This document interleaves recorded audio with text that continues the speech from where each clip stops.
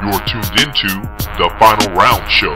Keep that browser locked. EVENTLEVEL.com. Join EVENTLEVEL.com. TwoBizTV.com. Promote yourself. It's BMRadio.com. Join the mayhem.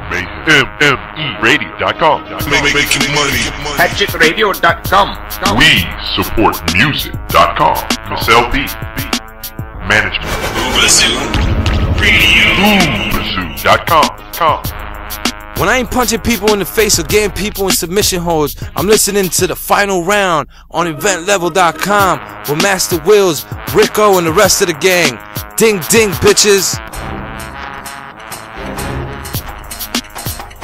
It is where dreams go to die and legends are born. Wild eyes of bloodthirsty fans, screams of women hot with desire, fists clenched in fury, all turn to watch the final battle on this sacred ground.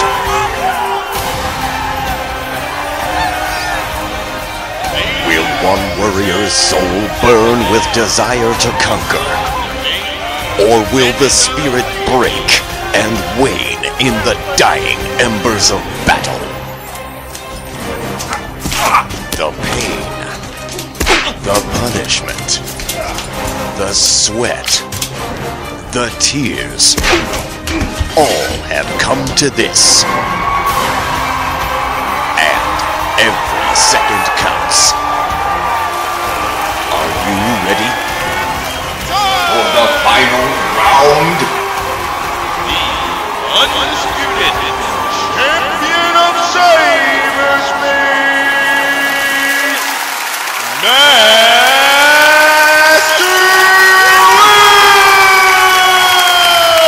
It is MasterWillz. Rousey. Rousey. MasterWillz. Rousey. EVENTLEVEL.com.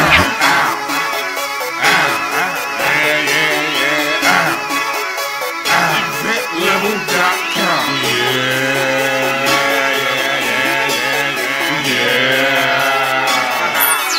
It's the final You're tuned round. into the Final Round Show. I lay it down. It's the final round. I lay it down. It's the final round. I lay it down. It's the final round. It's the final round. I lay it. EVENTLEVEL.com, it's about to go down. Tell Dana White we the show that win the crown. Get you choked out, tapped out when we on the ground. Get knocked out, stomped out, it's the final round. My clinch game is vicious and I serve it by the pound. MMA, NBA, and the NFL, we major leagues like pool hoes, and we do it well. From sports talks to martial arts, man, we keep it real. Man, y'all know the deal. You already know what we talk about. Whether points in the paint or a touchdown, whether home run or you getting knocked out, you only gon' hear about it on the final round. Don't get me started. Yeah, on the final round. You're tuned into the Final Round Show. Keep that browser locked.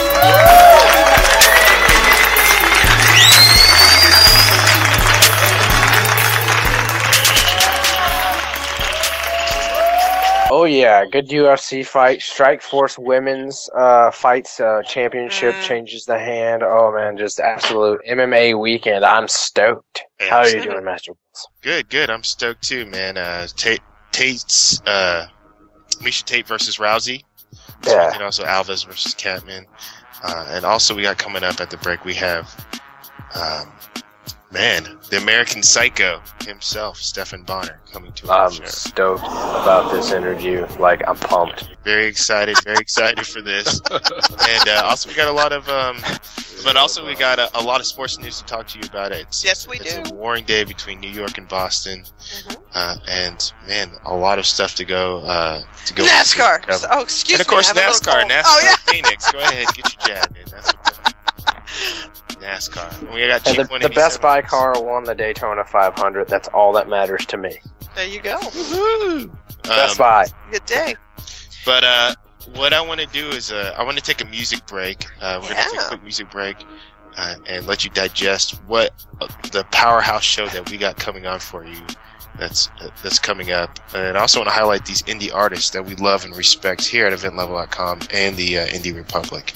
But, man, you need to keep that browser locked. Yes, you knew that was coming, didn't you? And stay tuned, because we got a great show. We got Stephan Bonnar, we got UFC, we got Strikeforce, NFL, NBA, whatever your sports fix is. White we got women. it coming up after the break. We got white women. Fear, you know what I'm saying? Get your Al Bundy pose on the couch, hands in the pants. We'll be right back after the break. This is MasterWillz with the Final Round Show of EventLevel.com. Oh, yeah. Hell yeah. This one right here goes out to all my ladies. Don't take a word of this wrong, girl. We don't mean no disrespect. We just trying to say we like what you sit on, girl. We like what you're pooping with. Shake that ass. All up on it just as ornery as you can. That cash. She like that, make a Mac Daddy slap money in your hand. About to go, cause the club gon' close in just a few. Can't get past. Beauty of the duty, make a booty shake. Thanks from me to you. I want a 5'6", thick girl, fat in the ass and pussy smell like cherry dip. Boy, look at them thighs, got me surprised and about to flip. Girl, call you Miss Hoochie cause you can do me any place. Or a 5'5" Latina mama, Sita, make her my misdemeanor, just like us up and throw away the Kia. I call her Sophia and drive her like a Kia. Have her say, hey papi, like my name was Jay-Z. But then again, I'm ready, able and willing to take a iced out, powder wearing brat type bitch that ain't afraid to ask my ass where the hell I been. And after I leave, I have her thinking he gon' do it again. But when I get back, she fuck me like the days don't end. Say sorry for asking and she'll never ask again. Give me any of these hoes who knows my life, then I'll still be B.I.G. Shake that ass. All up on it just as ornery as you can. That cash. She like that, make a Mac Daddy slap money in your hand. About to go, cause the club gon' close in just a few. Can't get past. Beauty of the duty, make a booty shake. Thanks from me to you. Man, little mama over in the corner, dog. Oh, Lord. I don't think she know what she working with, man. She look like she's sitting on about 22s, maybe even 24s. You need to tell her what to do with it. Alright. Wiggle it, jiggle it, just a little bit, get 'em giddy with them skittle titties. Riddle me this, I'm any skinny penny pinching degenerate kitties. Enter with any fitting limit of spending, pending them getting a happy ending at the end of the day. Get 'em worked up, then send them away. Them young bucks don't appreciate the beauty of the booty like me. A new set of titties really make her feel pretty, but don't be silly, it's plastic. Nothing more thrilling than the cop a good feeling on behind when the thighs are nasty. No matter the weather, the booty gets better with every better cheddar that you let her indulge. Busting out a sweater don't do near as much for my bulge. Shake that ass. All up on it just as ornery as you can. That cash. She like that, make a Mac Daddy slap money in your hand. About to go, cause the club gon' close in just a few. Can't get past. Beauty of the duty, make a booty shake. Thanks from me to you. So you understand what I'm trying to say? I love fun, son.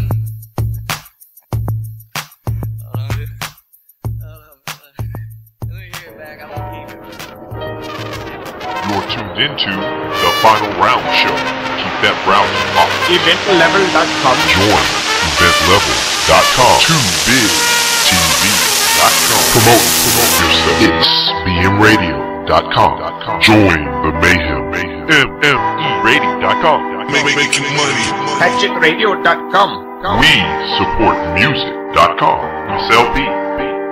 Management. Pursuit.com.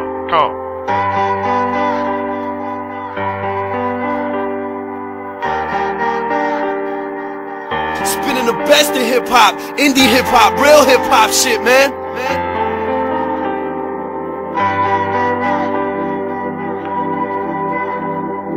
I'm out for the fame, how can anyone blame me? My made up that if any can change me.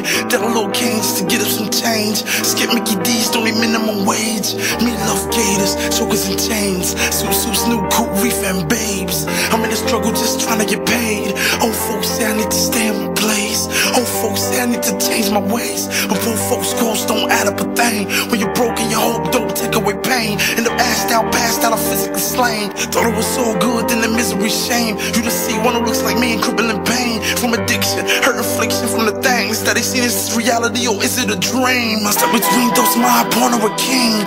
Forcing my life, I don't wanna believe. Throwing me off course, but I wanna achieve. Being more than a gangster, pimp, hustler, thief. Being more than a scandalous heathen. Dealing with more than just streets, got a battle with demons. It's bigger than just me. What about FAMIL to the E? I'm trying to be the man that I was planning to be, but gotta deal the cards that was handed to me. Like when times is hard, gotta handle it keen. Sisters of a dog, never ran from the streets, never ran from a problem, I ran when it's beef. Oh, static from the man, goddamn the police fool. Hands pray to Jesus, protect me from him. The devil got a planet trying to grab me for keeps. Before I lay me down to sleep, I thank God for watching over me. And if by chance I don't awake, to all my niggas, please keep the faith. Don't slow your speed, breathe, keep your pace. We all fall short, take heed to mistakes. Duck the law if we need escape. Stand tall for the cause, man, plead your case. Don't get blamed, man, we need the rain. Every day can't be sunshine, we need the pain. To appreciate the pleasure we receive someday. Keep thinking about who you wanna be someday. Like, yes I can be, yes I will, no matter what they tell me, I'ma hold my ground. Yes. I done been up and been down, been lost, been found, but right about now, feeling beat to the ground, out the throat in the towel. A lot of haters walking around like they holier than thou. Should I pay them attention, become an henchman? No, a psychopath, a killer, get a murder intention. Be careful, company, you keep retelling and snitching. Not that brother truth, always he was softer than linen. I was born in sinning, tried to forget it. Stress day and night, though I think the Lord forgive me. I'm having dreams thinking niggas out to get me. My own friends thinking they be out to get me. Scream out, Lord, or maybe come by y'all. Should I grab my water home through our Lord? Say this could be another story to tell. Life is not what it should be. Feels like I'm going through hell, Lord.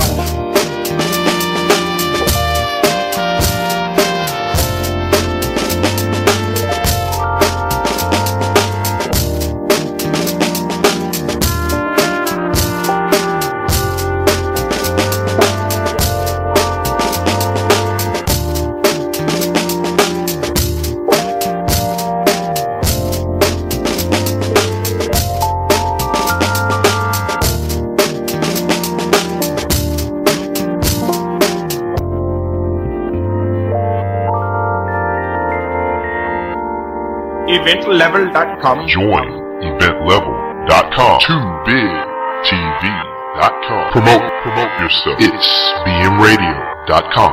Join the mayhem. mmeradio.com. Making money. PatchitRadio.com. We support music.com. Sell beat. Management. Pursuit.com. You're tuned into the Final Round Show. That browser pops. Go have some fun. You and me, baby. Tonight is the night we're falling in love. Romance, take a chance. Back for the floor.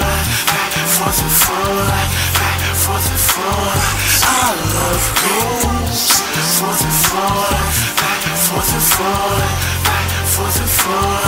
Our love goes. It's just you and me. The party is back, but all I'm seeing is you and me. I'm thinking about what you wanna do to me. I'm grabbing the waistline, we dip, slide, slow ride, jamming all night. I'm looking good, but you're fine. I only came here to groove, hide and move your body. I'm feeling the vibe, lace up real tight, let's go.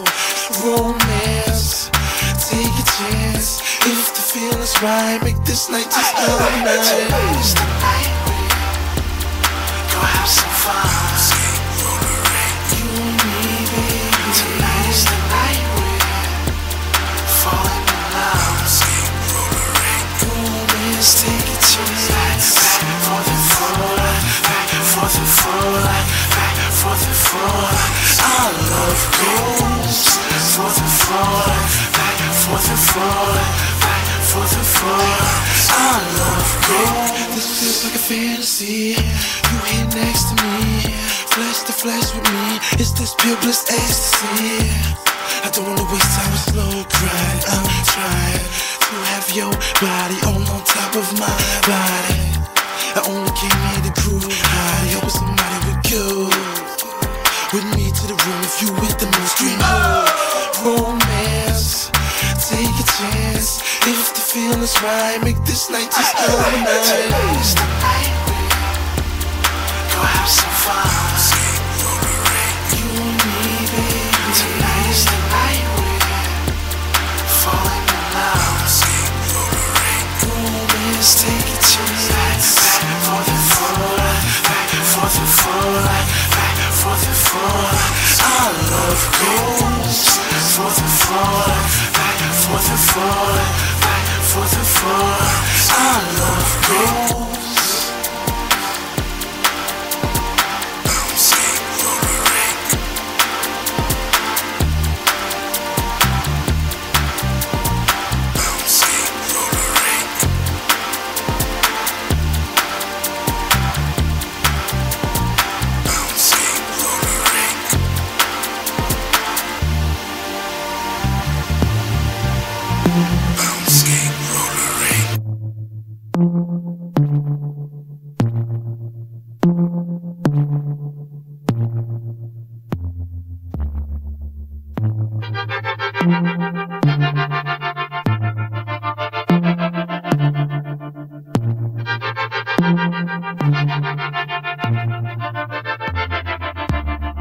Is it a journey to forever or a forever journey?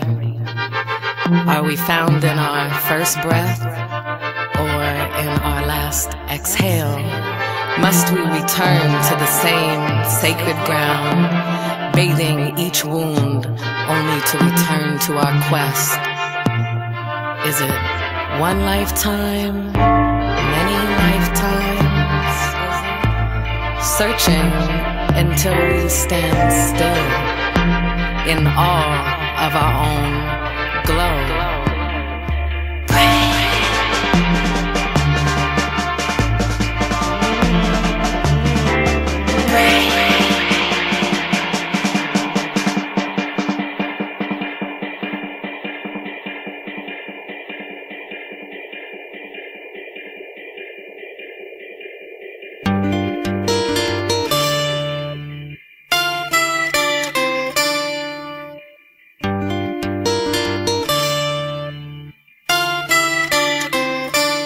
Elevate yourself.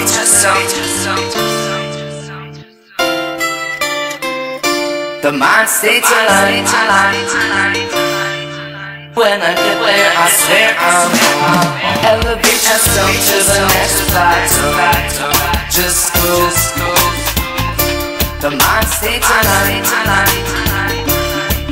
When I get there, I swear I'm elevate yourself to the next plateau.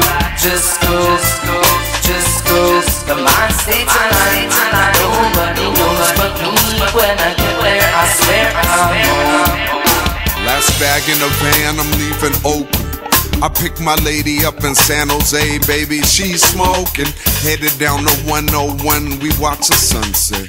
I'm smiling while driving, she undressed. Ease off the gas, so I'm rolling at a snail's pace. Ocean Pacific, yeah, I got a whale tail on my face. I bumped the bass, she took a taste, and now I'm 35. So many memories, my life like that early drive. I live in paradise, I don't wanna die. And so I vow the destination, yeah, it is the drive. This meditation transcends limitation. The music's invitation for you to heal the nation. I build vacations on a daily. I won't be stuck inside a jail cell. Hell no, are you crazy? And if you're stuck inside a jail cell, then breathe in. Breathe out, white light, start believing.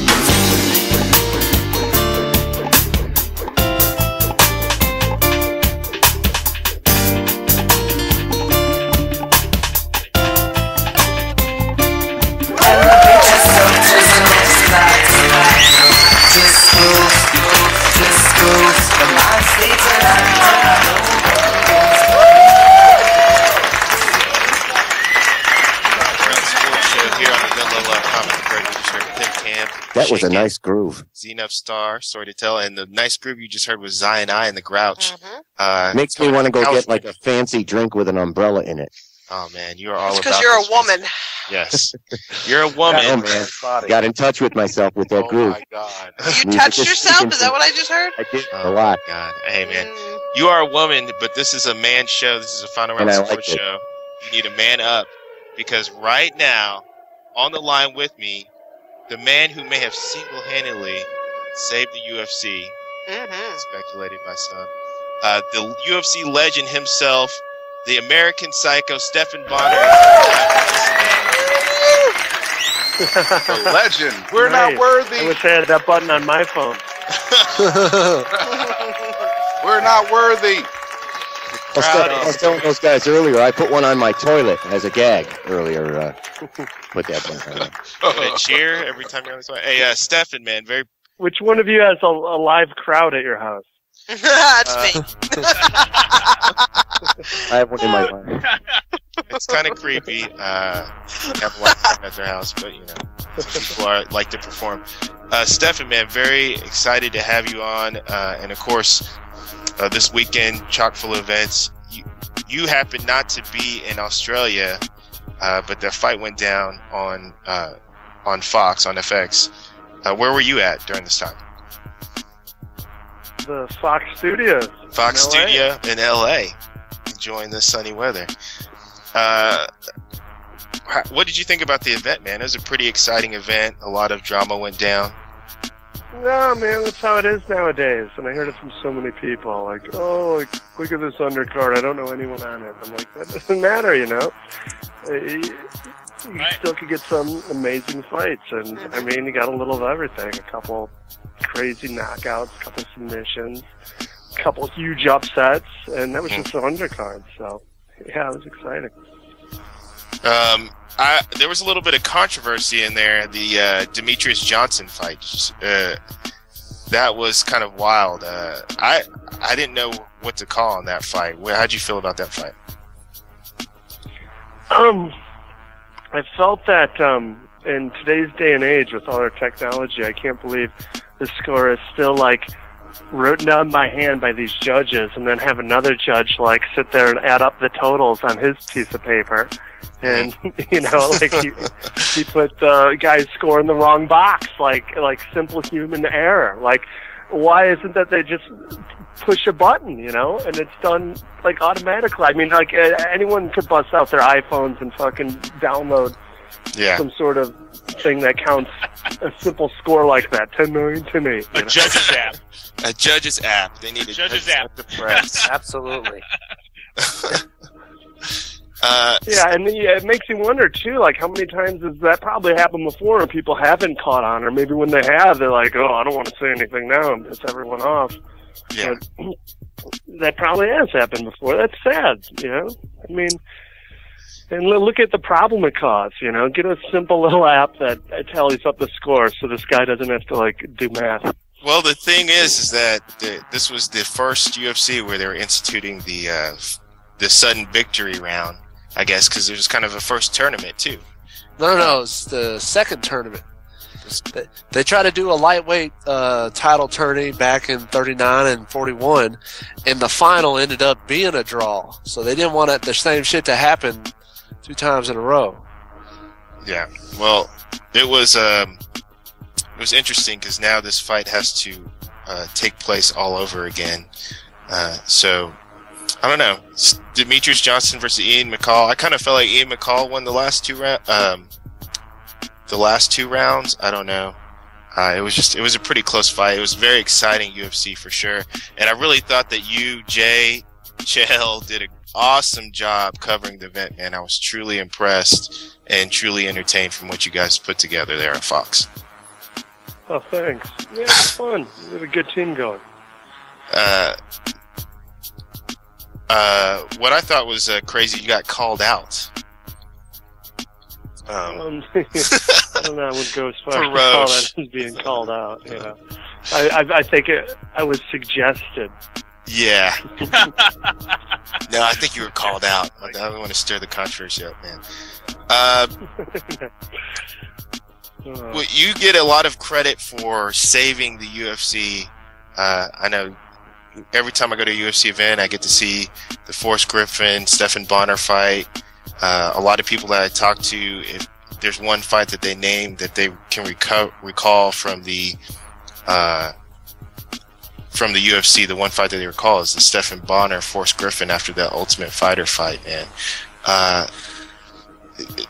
Do you what was kind of your emotion and stuff going into that fight, and how do you feel?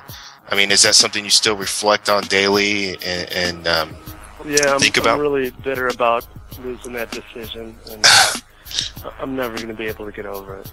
It's like if you ever saw Ace Ventura, yeah, I'm Ray Finkel, you know.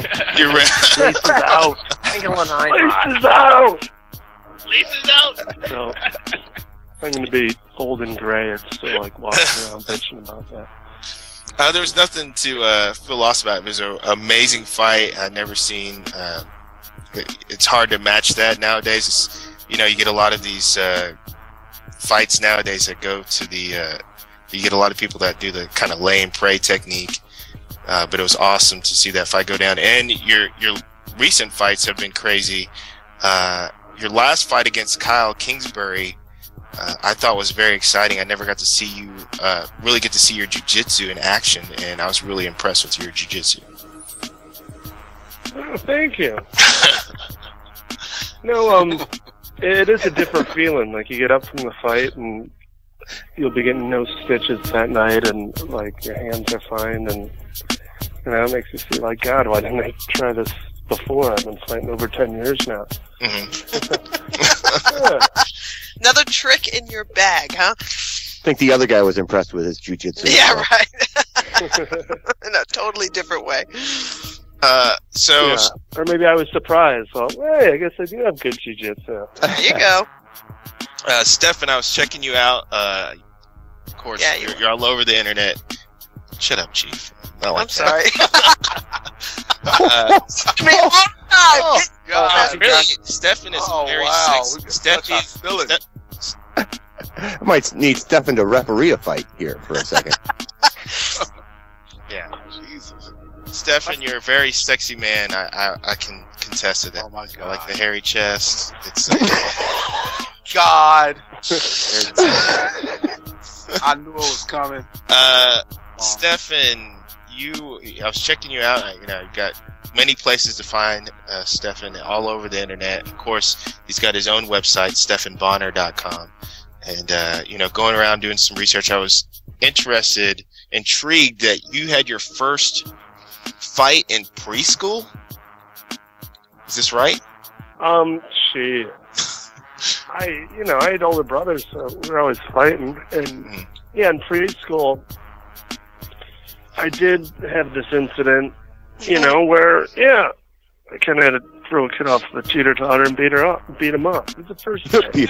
Oh, man, you threw him off the teeter-totter. Did you, like, launch him, catapult him? Or?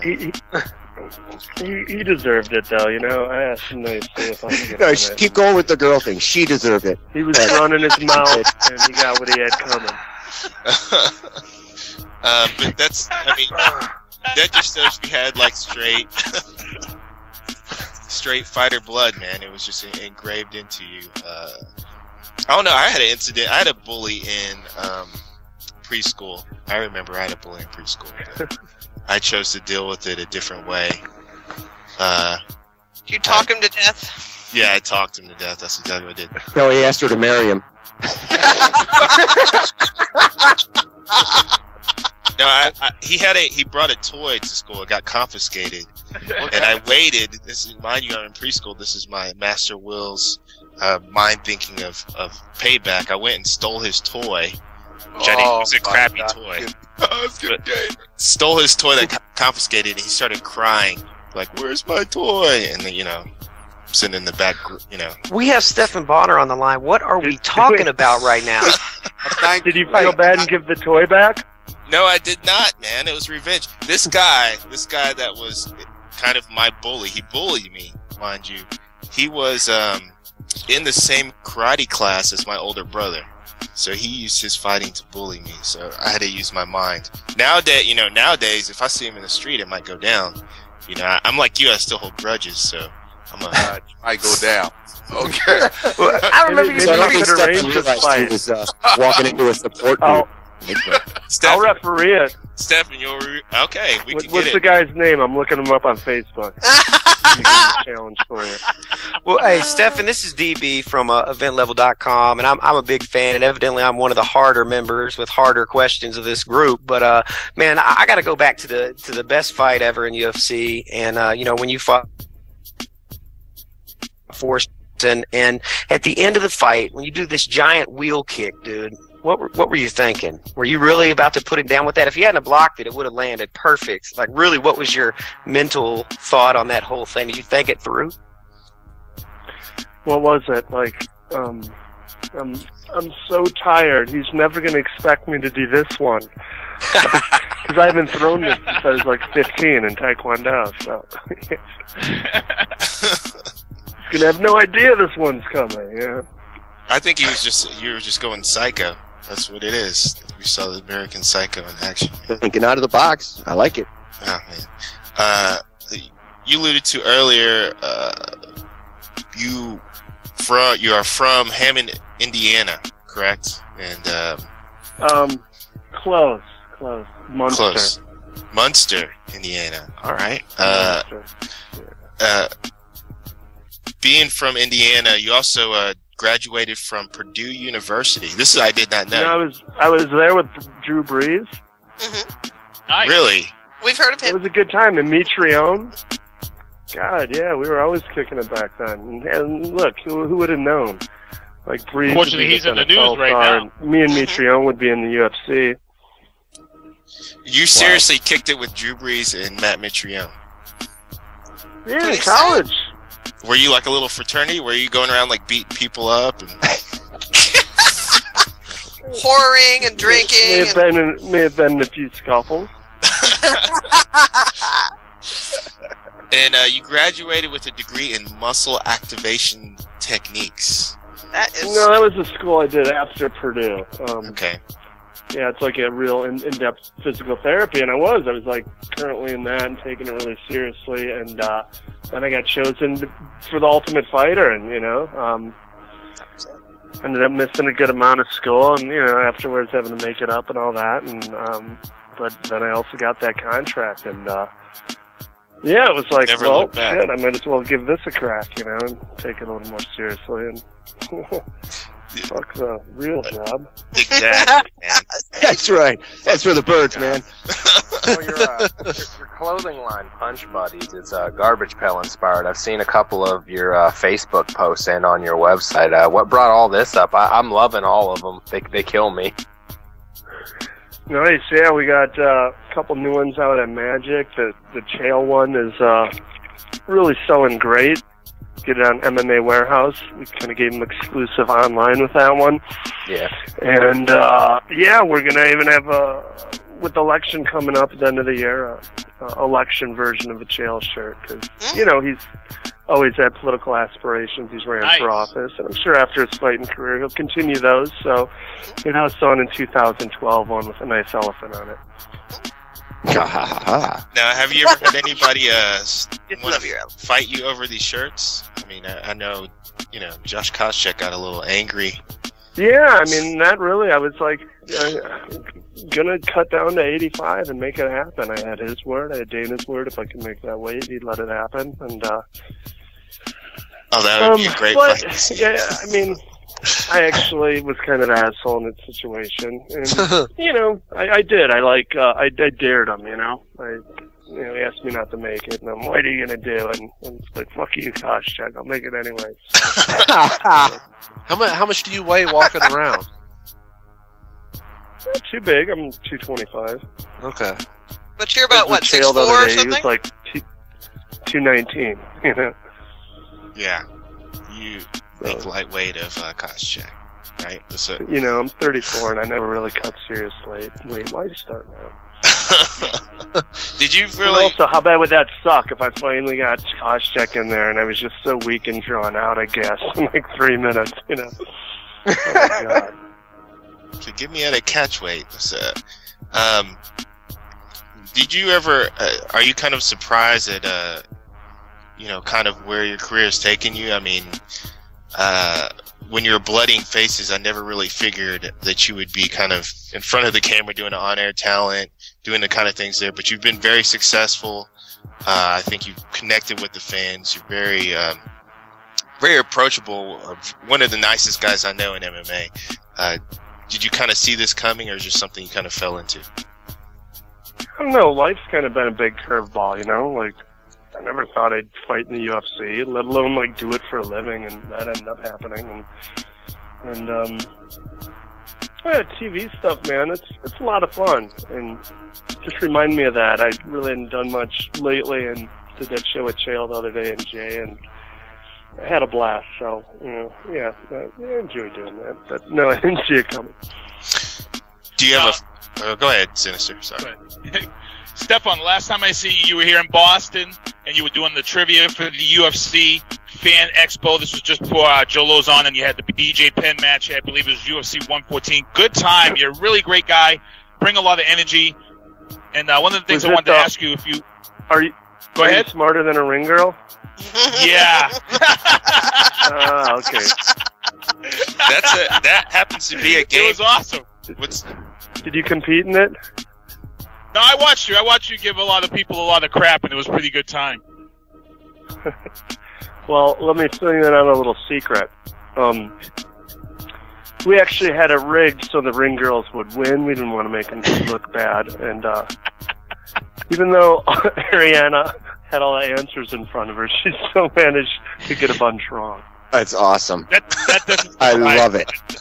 That does not surprise me. Now, one of the questions I wanted to ask you, we've had a lot of UFC action over the past couple of weeks, including, Zuffa's Strikeforce last night. I was able to catch some of that, and I was wondering what your thoughts were on this fight, because I actually thought Miesha Tate was going to win this fight, and Ronda Rousey. No way, really? But against Rousey? I thought so. I said the same thing. I thought so, and it was like, wow, because I'd never seen Ronda fight before, I did my homework.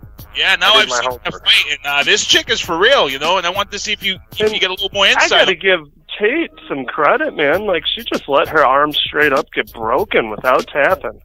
Yeah, she did. It was pretty sick. Get her in that second arm bar, and you could see the blood flow stop between her elbow, and then you could see it give, and then the ref jumped in, and I was like, wow, did she break her arm? And then I thought, yeah, she broke her arm. It was pretty sick. Tough chick, I'll tell you. Yeah, but why not just tap? Ugh. That point. Because you're that tough. You're that badass of a chick.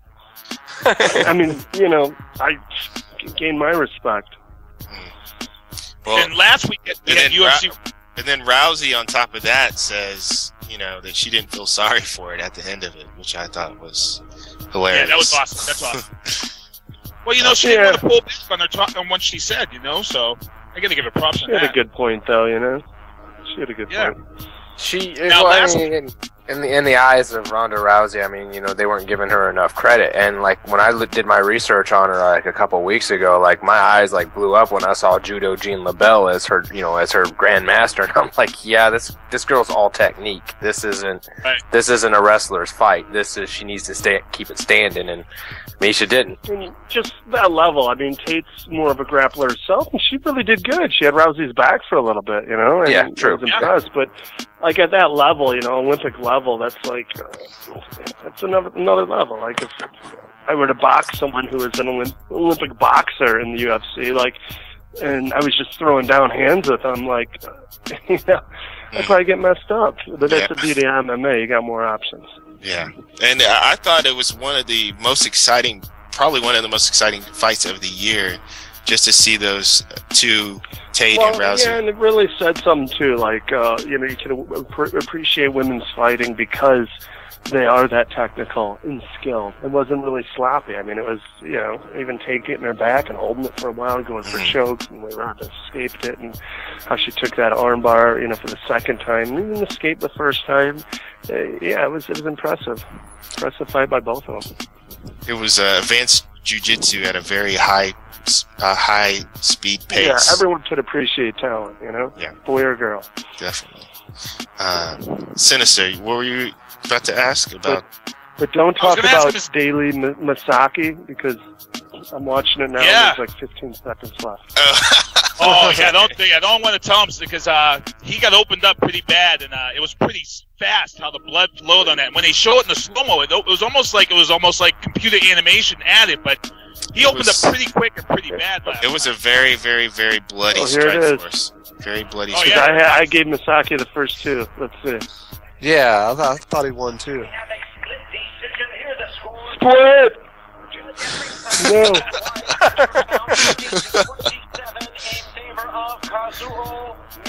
Whoa, gave him all three? It's a fix.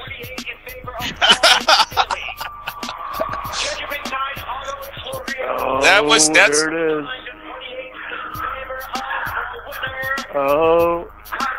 Oh no, Daly's gonna go postal. He might go and punch somebody. Have you seen if he's been arrested yet? No, not yet. Not yet. He did? Oh my god. It's on its way. Yeah, it's definitely pull like a rampage and be up a few days on energy drinks. It just hitting and running in a vehicle. Wow. Troubles of brewing. So I wanted to ask you one thing with the controversy with Rampage Jackson, who was taking TRT. I know, he got robbed, huh? Yeah. I can't believe they gave a fight to Bader. Bullshit. That's a controversy you're talking about, right? Yes. No. What?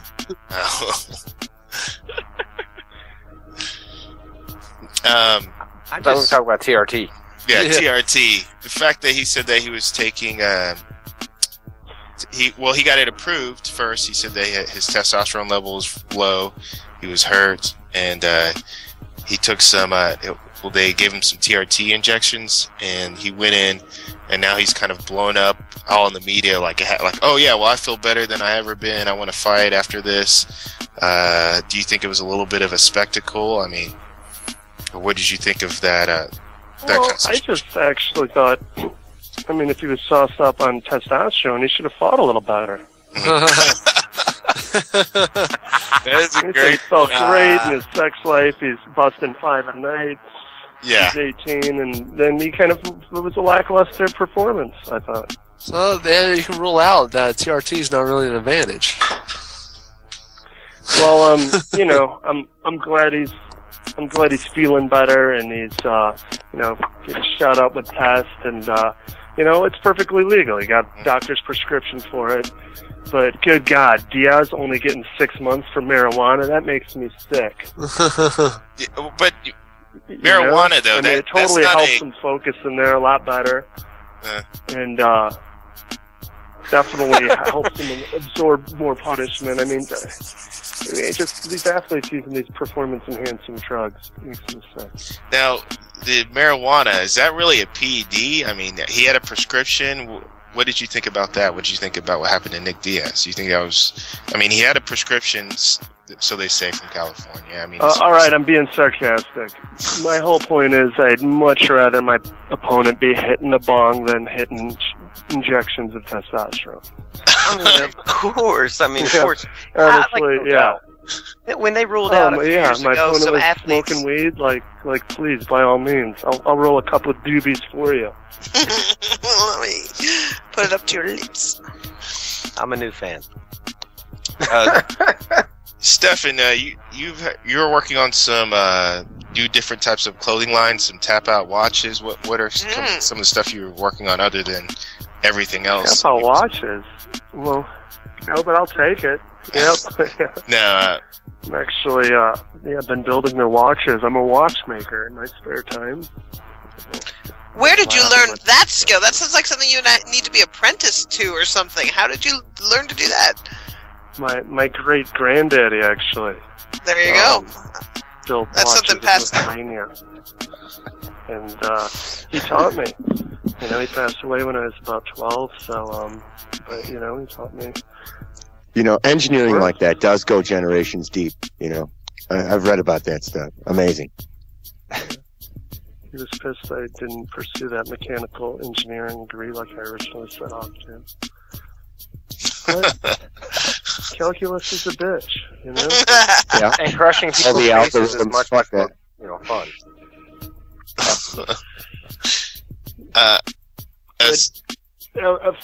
Enough people are listening. I'm trying to sell these T-shirts and make some money, so check out punchbuddies.com and, you know, buy one today. It's not for you, even as a gag gift for someone. Yeah, if you get an MMA fan in the house, you know, it's a definite shirt. It's a good shirt to get. I mean, is there a male version, female version, or is it all one type right now that you're offering up? Well, right now we're small and we're, you know, growing, and of course the plan is to have girl cuts available. But currently the only girl cut we have, we made a little Kenda Perez shirt, you know, who hosts the Fox, Best of Pride on Fox. So, oh yeah, she's sexy, cool girl, and made her Kenda Fox. She's foxy, so she's all sexy. She's got a, you know, looking over her shoulder from behind, you know, nice butt, and a fox tail, little fox ears, and a little horny fox underneath her legs, kind of looking up, drooling. It's still, you know, it's like other stuff. It's funny, and it's absolutely cute. It's like in a turquoise-ish blue color. Nice. And it's girl cuts. But the other one's on their way. I know all the girls want a cute little girly forest one, but it's coming, ladies. There you go. They just pulled up a GSP T-shirt right here, Gentleman GSP, where he's pushing a beat-up opponent in a wheelchair. This is such a gentleman, and he's not impressed with his opponent's performance. This is great. I love love his old catchphrase from the commercial. What's that? You guys remember that one? No, I don't remember that. Which one was that? Because I don't want to have to appeal to like such a hardcore fan, and you guys don't even get it. Great. No, is that all right? Is that from the commercial? Remember you did that commercial? I'm not impressed by your performance, and he's walking around the UFC offices, and like someone hands something into him, and he says that. He keeps saying that to people. No, I gotta check that out. Damn it! That got so many views. Man, Stephan, what I want to do is do a. We got to take a break. We got to take a quick break, and I want to come right back. But I want to do kind of our own version. Are you smarter than a ring girl? Yeah, we do. We should call our final round showdown. I don't know if you're game. Well, how are we gonna get Ariane or Chandela or Brittany on? I don't know. We can call her up. Is Chandela not with them anymore? Does anyone know? Chandela, is she still with us? Is she still with UFC? I think so. I think she's kind of like on a probation period. For what? What is she on probation? Yeah, that's she was Yeah, what do you guys live under a rock? She didn't disclose her softcore porno history. Yeah, she had some pictures taken of her a while back. You know, who that cares weren't, though? Who cares though? but it's okay to be in Playboy. It makes that's where I was saying that I wouldn't say they were X. I'd say they were NC-17. Go ahead. Well, some of the ring girls doing Playboy, doing some of that stuff. Like, what's the big deal? You did some softcore porn. What's the big deal? Yeah.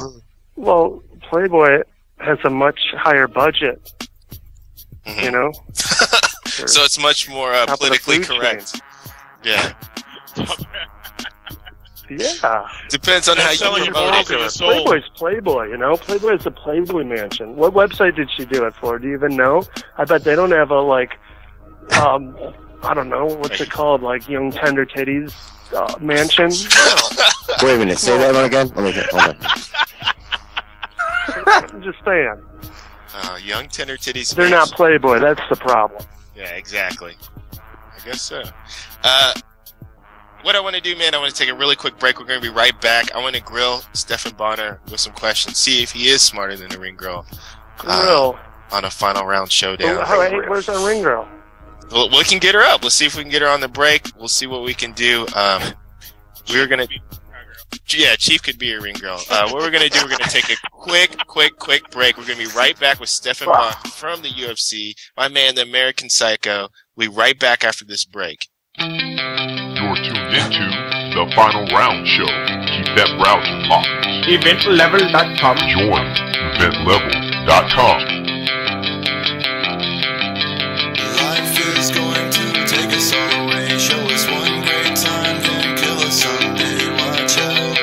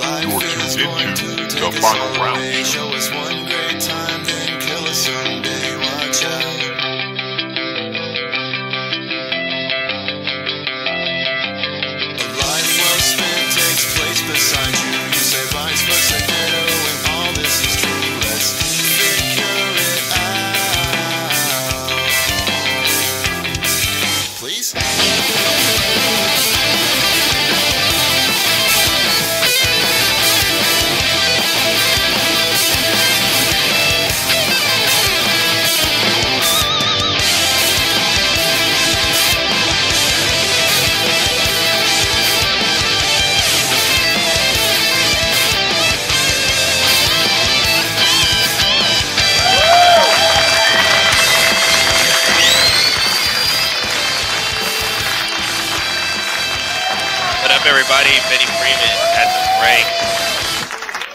On that guitar, man. Killing it. Here we are. Final Round Sports Show on EventLevel.com. MasterWillz. I'm hanging out with Sinister, Chief 187, Handling Razor, Rico, Deep Freeze, and we have Stephan Bonnar on the line with us right now. Also joining us is Tisha Rodriguez. Tisha Rodriguez, sorry. Tisha Rodriguez is on the line with us. Professional mixed martial artist. And she's going to be, we're playing Are You Smarter Than a Ring Girl? We'll see if are you smarter than a female mixed martial artist. It's like the first co-ed fight that we have going down right here on Final Round Showdown.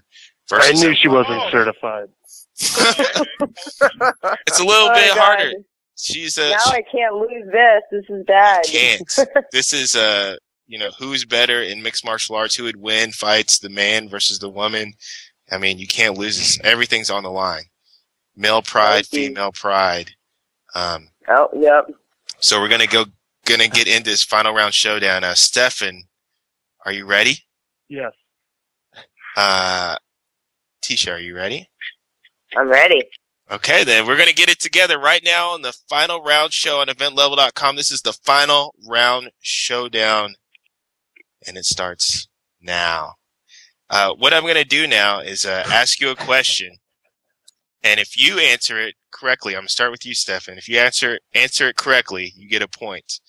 If you don't answer it, and Tisha gets to answer it, she gets 2 points. So that's how the judging goes. That's how the points go down. And we're going to go ahead and start it and get under the way. Stephan. So I get one right, I get 1 point. She gets one right, 2 points. No, if she gets the one you get wrong, she gets 2 points. She gets to steal the point from you. So like a bonus for getting it right when you got it wrong. All right. Okay, The foreplay is killing me. Let's get on with it. The same the other way around? That's just like a man to say that. Same, right? I like the foreplay. Oh my God. Well, I'm looking for the handicap here.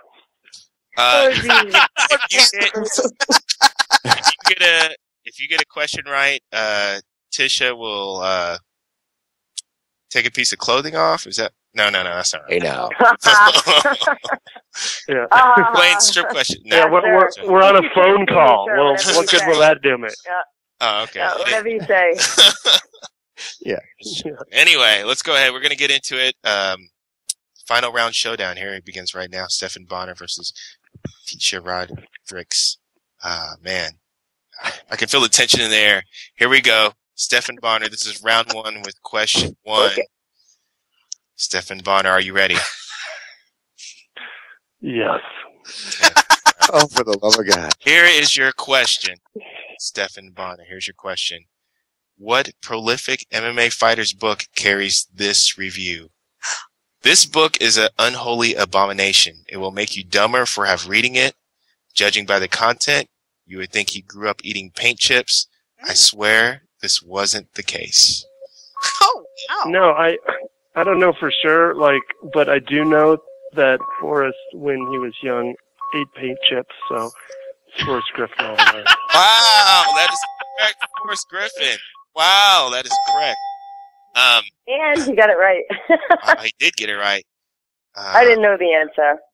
Yeah, I'll give you an extra point if you know what the name of the book is. This is Forrest Griffin. That was a review from his own mother. This book is an unholy abomination. Wow. Awesome. Do you know the name of the book for an extra point? I'll give it to you. Who, me? Yeah. Just be ready when the shit goes down. Oh, dang. That's 2 points already. Were you the ghostwriter on that? I help them spell words. That's a big part of it. I would like to see you two. You two should Don't tell them about spell check, please. You'd lose all of your job. And that is a known fact that just brought out. Forrest Griffin eats paint chips. He still eats them today. Well, no, I mean he grew up on them. He grew up on paint chips. In his Cheerios. And say I had Flintstone vitamins. What the hell was I thinking?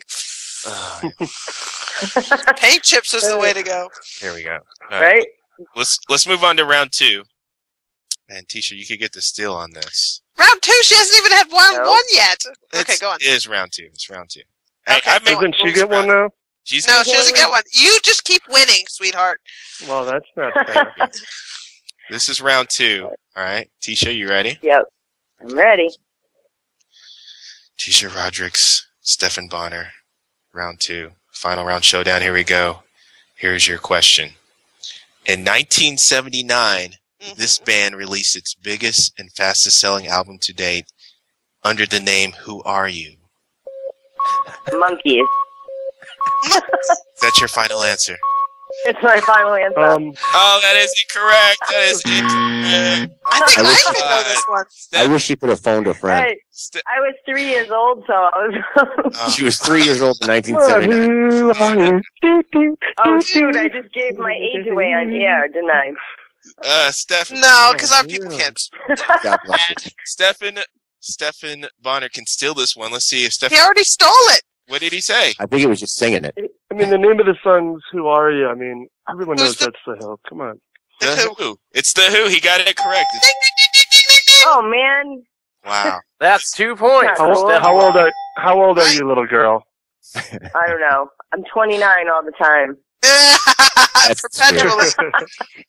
That's all my right. final answer. That's my final I answer. mean, you're not that young. You should know some classic rock. See, You're absolutely right. These days. That's right. Absolutely. That's now my favorite guest Hip-hop. we've ever I had. don't even know why I said the Monkeys. And their crunk juice and their 40 ounces and blunt. I was trying to be psychic. Pac-Man video games on Hulu. That's right. All right, I suddenly want to do a show with Stephan. It's just going to be me and Stephan. Okay. Honey, you are doing a show, Stephan. I think he's right on the money. You definitely, even boy. if it's like 24, you should know who the Who is. Stephan, who's your favorite band of all time? Just ask you. Oh, that's a good one. Oh boy, I got to go with Scorpions. Oh, he likes the Scorpions. Scorpions. Good band, yeah. Yep. All right. Rock you like a hurricane. Tisha, who are the Scorpions? Tisha. What's that? Name one Scorpion song, Tisha. Can I YouTube it first?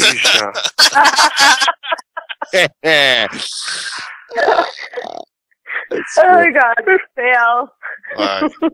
Well, they were a great bunch of German and Middle European fellows.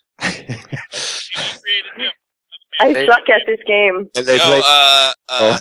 Stephan, can you name one Pitbull song? Pitbull. Pitbull. He's like, who the hell is Pitbull? Oh man. Oh, that's right. that These kids today, they need something. Hey, let's go ahead and wrap this up. That's that one young urban. This is like hip-hop Battle of the artist, Sexes. right? Yeah, that one young urban hip hop. There's only one of them. Yes. You asked wrong hombre. I'm from Indiana. Well, I'm from Munster. Munster, is that where they make Munster cheese? Munster. Yeah. Man. Oh my God. Of course, yeah. Remember the Munster family? Sure. Little Eddie Munster. Yeah. They're all from there. That's what our town was named after. I don't know the geography of Indiana that well, so I apologize. But my brother attended. I know you went to Purdue, but he went to ISU. So I want to know how far from Terre Haute did you grow up? Indiana State University. Yes, sir. Man, during the week you could at least went to IU. I'm just saying. He went to aeronautics. They had a good program. Leave him alone. It was in the early 80s when he went. All right, let's go ahead. We got to go on. This is the final round. Butler was a lot of fun. Now that's a good little school. Okay. Butler? Yeah. Yeah. They won. I heard of ISU, but really didn't have any friends that went there. I could tell you Butler stories all night, though. How far are you from Terre Haute then? Because I know Indiana. I mean, No, Lafayette, Tippecanoe County. My brother called it Tiptoe County. You go there on vacation, you leave on probation. He did. Every time he came and visited me when I was in college, he'd get arrested. oh my God. You must have had a good time. This is part of your gene pool, right? You know. Something to think Yeah, about. I didn't say I got arrested. I've been arrested in was ages, right. like almost a year. Oh my goodness! That's a You had a party to celebrate. Let's go ahead. Let's go to the final round in the final round showdown here. The last question, and these questions might be a little biased. I don't know. I may have been paid to make the other ones weren't. They weren't? Okay. All right. Let's go ahead. Let's go ahead and do the final question here in our final round showdown. This is to Stephan Bonnar and Tisha. Just to let you know the score, you're down 4-0. Oh, great! I suck at game shows. I told you. If Stephan gets this wrong, I'm gonna give you 5 points. Oh, nice. MasterWillz likes the chicks. Gonna give her a chance to steal home here. That's oh man.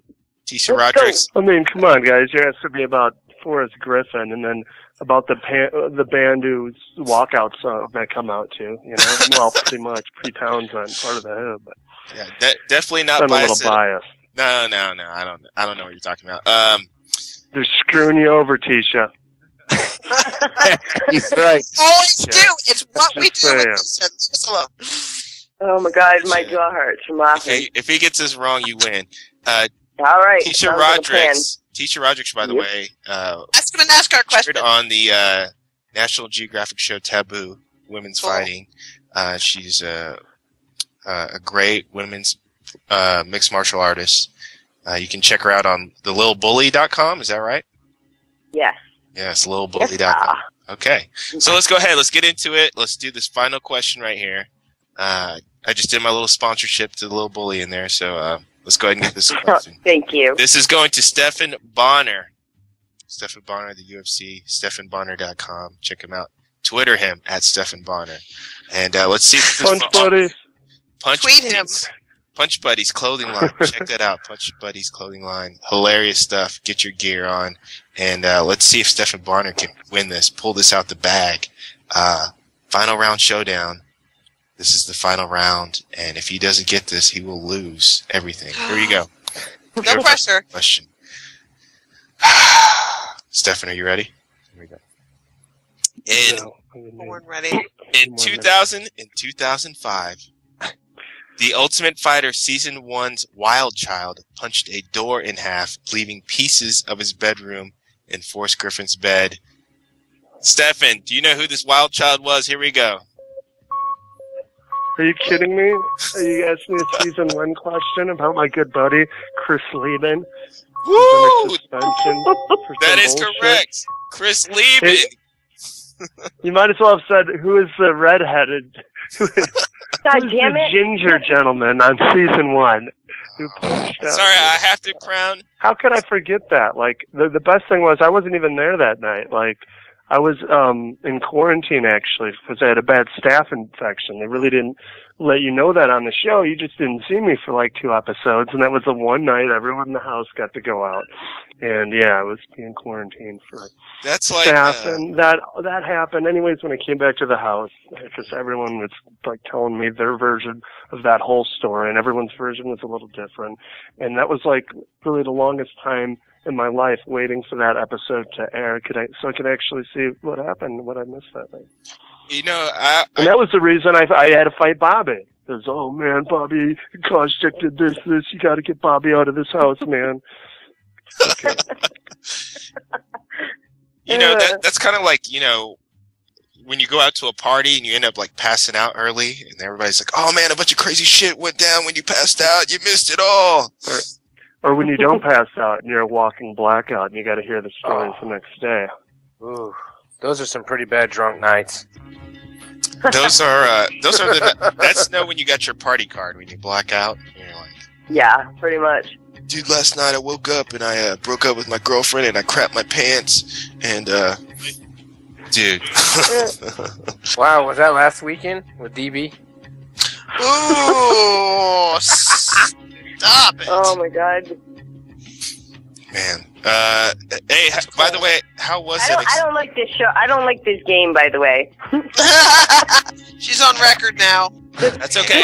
By the way, I have to crown Stephan Bonnar over. I don't know how proud he should feel for beating a woman. Oh, come on. Beat a woman. That's terrible. What are you doing? She's never going to let us call her again. We love. That's we it. love. We love. She's coming over to my house right now to punch me in the face. You would probably like it. We love Tisha, but Stephan Bonnar is the final round showdown champion of the night. Woo! Yay. Tied with Boss. Well, all right, gents. It's been a blast. Yep, definitely. We're gonna get you. We're gonna let you. I got a New York strip calling my name. All right, Stephan. Real quick, is there any promo or shout outs you'd like to get out there? I'd like to give a shout out to Punch Buddies out there. They're spitting out new kick-ass shirts every day. Look forward to Dana White's Punch Buddy shirt coming up soon. Oh man, I wish I could just tell you what it is. It's so funny, but I don't want to ruin the surprise. Oh, check it out. It's really funny. Nobody's listening. Come on, you can tell us. Punchbuddies.com. Oh man, Stephan, man, continued success. Can't wait to see more of you on TV doing not only kicking people's asses, but kicking people in the broadcasting. And thanks, man. And it's been a pleasure. Don't worry, I'll be spilling my blood for you as well. All right. Thanks, Stephan, man. More blood. Hi, Stephan. All right, thanks everyone. Have a good night. Man. You too. Have a good night. Bye bye. Thank you very much. He had a steak waiting for him. I know. He's like, I gotta get off here. Big steak. Yep. Need food. Oh man. Yeah, I officially suck at freaking game shows, but I'm not gonna. You could ask me the stupidest questions. You could ask me the stupidest questions, like the easiest questions, and I would still lose. I'm the worst game show contestant ever. He doesn't do well with tests. He's not a good test taker. It's like it's the pressure of the game show. I don't even know why I said the monkeys. Come on. Because Davy Jones just died. I'm totally on your mind. Well, I like Oh, your my sense goodness. of sportsmanship. You were a very good sport about it. All right, guys. Why, thank you. All right, guys. What I want to do, I want to take a quick break. We got to come right back and talk about what happened this weekend. The UFC on Fuel, Kampmann, and also the Strikeforce coming up. We also have Tisha Rodriguez with us, so I'm very excited, and we're going to get into it. And I know all UFC fans love that little Stephan Bonnar interview. Big shouts out to Stephan Bonnar for joining us here at EVENTLEVEL.com. We're going to take a quick. We're going to take a quick break. Oh, obviously a sharp guy. I liked him very much. Oh my God, he's nuts, man. He's nuts. Yeah. Call him American Psycho. We're going to take a quick. We're going to take another break. We're going to be right back. We're going to hit you up with some hot indie music. This is MasterWillz. This is the Final Round Sports Show here on EVENTLEVEL.com. We'll be right back after the break.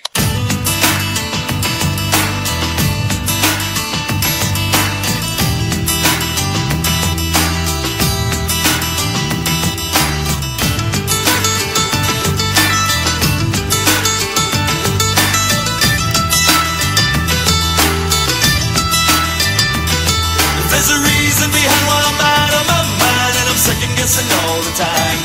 But where you're leading me on, and I'm walking right along, but with every step I see the light. In the air that I breathe, it's hard to believe. Can't do for me the things you do. Where your eyes change tides and makes the sun rise, and you're singing at the side of you.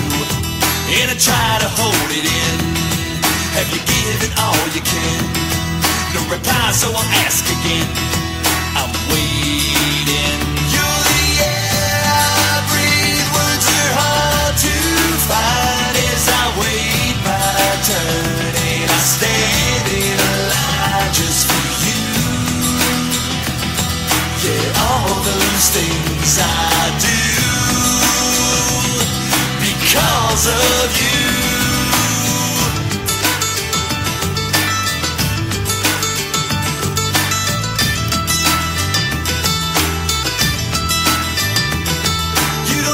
You have this a list and I'm last, and you give away the time with me. With a brush and a gown, you're painting up the town, and you're putting on a masterpiece. And it's hard to explain, my feelings don't change. Any fool can see the wrong from right. And here we go once again, I turn my back to the wind. There's a chill in the air tonight, and I try to hold it in, and I've given all I can, and it's the same last chance again. I'm leaving. You're the air I breathe. Words are hard to find as I wait my turn, and I stand in line just for you. these things I do because of you. You're the air I breathe overnight lifetimes. As I walk away, then I change my mind just for you. Then for me, you're the air that I breathe.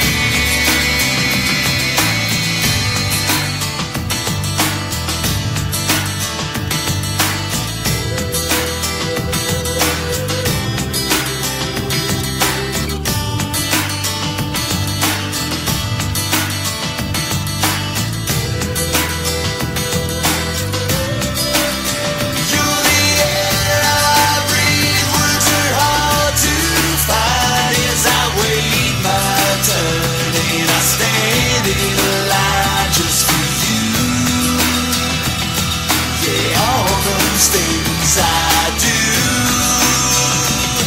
because of you. You're the air I breathe for the longest time. As I walk away, and I change my mind just for you. Then for me, you're the air that I breathe.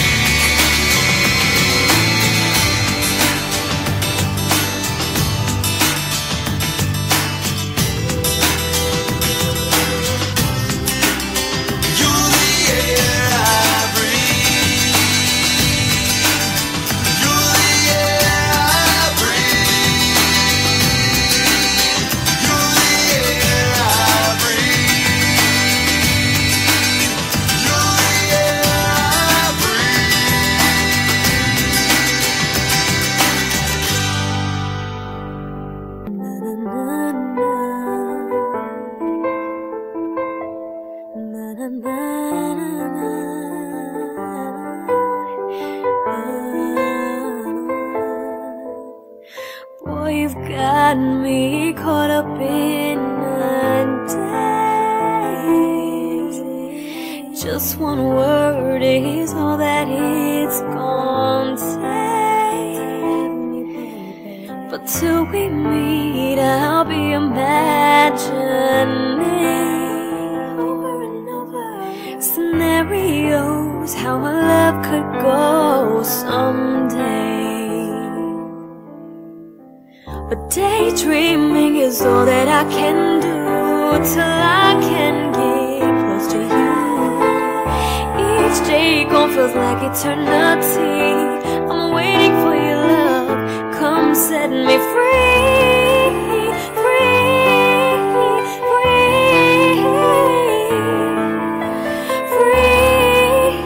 free, free.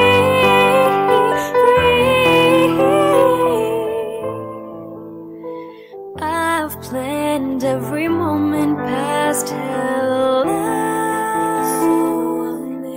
The words you say, the places that we'll go. Together we're better, babe. Take me past my dreams and I'll show you the best love you've ever had for sure. Daydreaming is all that I can do till I can get close to you. Each day gon' feels like eternity. I'm waiting for your love. Come set me free, free, free, free, free.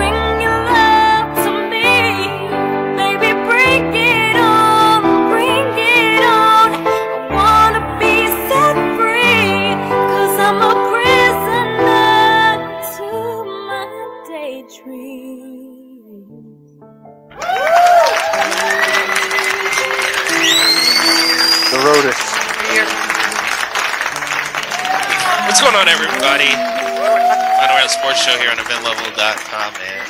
Tonight, man, just heard Stephan Bonnar, big interview. On the line with us, we have Tisha Rodriguez. Hi, Tisha. The little bully herself. Yes. And last time we spoke with you, Tisha,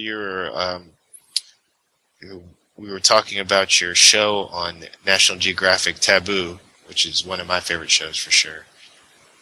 And what are some of the feedback you got from this show, Taboo, and Women's MMA? I got a lot of positive feedback. Actually, I didn't personally hear anything negative about the show, which was good. I'm sure there was some, but I didn't hear any personally myself. You know, people are, no matter what, people always have something to say about everything. But yes, they are. Oh goodness. But you know what? No, I mean, I was really happy. They put it together really well, and I think that we made WAMA look really good, and you know, National Geographic did everything well, and I have no complaints whatsoever. Everybody basically said, you know, it was positive. You know, the Jill and I were both positive role models for the sport. That the show put it together very well, and basically, it was one of the best documentaries that they've seen on female mixed martial arts. So a lot of the displays, like these shows Caged on MTV, they're like ridiculous. So it was nice to see MMA on such a, you know, you don't respect. First of all, you don't like. Yeah, exactly. Like being able to be on that, like that's a huge thing. National Geographic, you know, for MMA in general. Forget women's MMA. So yeah, I just think it was really good. I'm really happy about it, and I'm just glad they didn't take anything and twist and turn it and make it anything that we didn't want it to be. But you know, only positive feedback. I can't complain. Got a lot of you and I were talking about this on the break, because you know me, I love the social media thing. So did your numbers swell when you got this great gig for National Geographic Channel? I mean, did you get your Twitter numbers up, your Facebook following? I mean, is that all correlated? I mean, definitely. It's just like when you're getting ready to fight, or whenever you have anything going on, all of a sudden you start talking about it, and you'll see, like, I think I went up a few hundred followers in like less than a day on Twitter, which was crazy. That's awesome. I think because it was such a big network. I mean, it's National Geographic, so you know, whether you know me or you don't know me, or you like me or you don't like Jill, people are going to tune in. So I know the show got really good ratings, that they've shown it several times since the actual air date. So that was her first 1,000. Well, she had a big 1,000 followers from Twitter from being on our show on Event Level. That happened a couple of times. I know that. Absolutely. Yep, absolutely. EventLevel.com is where it's at. Hey, Sinister, man. And Sinister was trying to poke at me at the break, man. What were you saying I sounded like during that interview? Sinister? He said you sounded like you were cranking off knuckle children while interviewing Stephan Bonnar. That's such imagery, Sinister One. I love that. It's absolutely terrible, and you'll not be stealing my stuff. Who wouldn't crank out knuckle children while they're talking to Stephan Bonnar? I'm like pretty sure that I was most certainly not cranking out knuckle children. I was just like, wow. Before I copped to anything. Hey, go ahead. Lie. I want to move on forward into our MMA coverage, of course, and one of, you know, we got Tisha Rodriguez on line here, and an ambassador for women's MMA, and I think one of the best fights of the year happened last night on Strikeforce. Ronda Rousey versus Miesha Tate went down, and it was just an incredible fight. I just wanted to see what you guys were thinking of it. Tisha, did you get to check out the fight? Oh yeah, of course. I waited for that. Like, you know, there was so much build up to that fight that I think my heart was racing watching that fight the whole time, and it was so weird because it's not like you personally know either one of the fighters. It was like there was just so much build up to it, so you wanted to see what was going to happen, and I was kind of rooting for Miesha Tate. You know, I don't really know Ronda that well, so I've just always followed Miesha, and I've talked to her back and forth several times throughout the years, probably since before I even had my first fight. They even talked about me fighting Miesha Tate after I had my first fight. but we weren't in the same weight class. So pretty much after that, we always kept in touch and we always spoke to each other. So I was definitely pulling for her just because I knew her, you know, more than I know Ronda. But wow, I mean, that was crazy. Like, there wasn't a dull moment in that fight. Like, you could see all of the emotions coming out throughout the entire fight. And, you know, I felt bad for Misha in the end, but I mean, geez, you know, Ronda Rousey, it's like you can't take anything away from that girl. What a rising star. I said, what a rising star Ronda Rousey has become.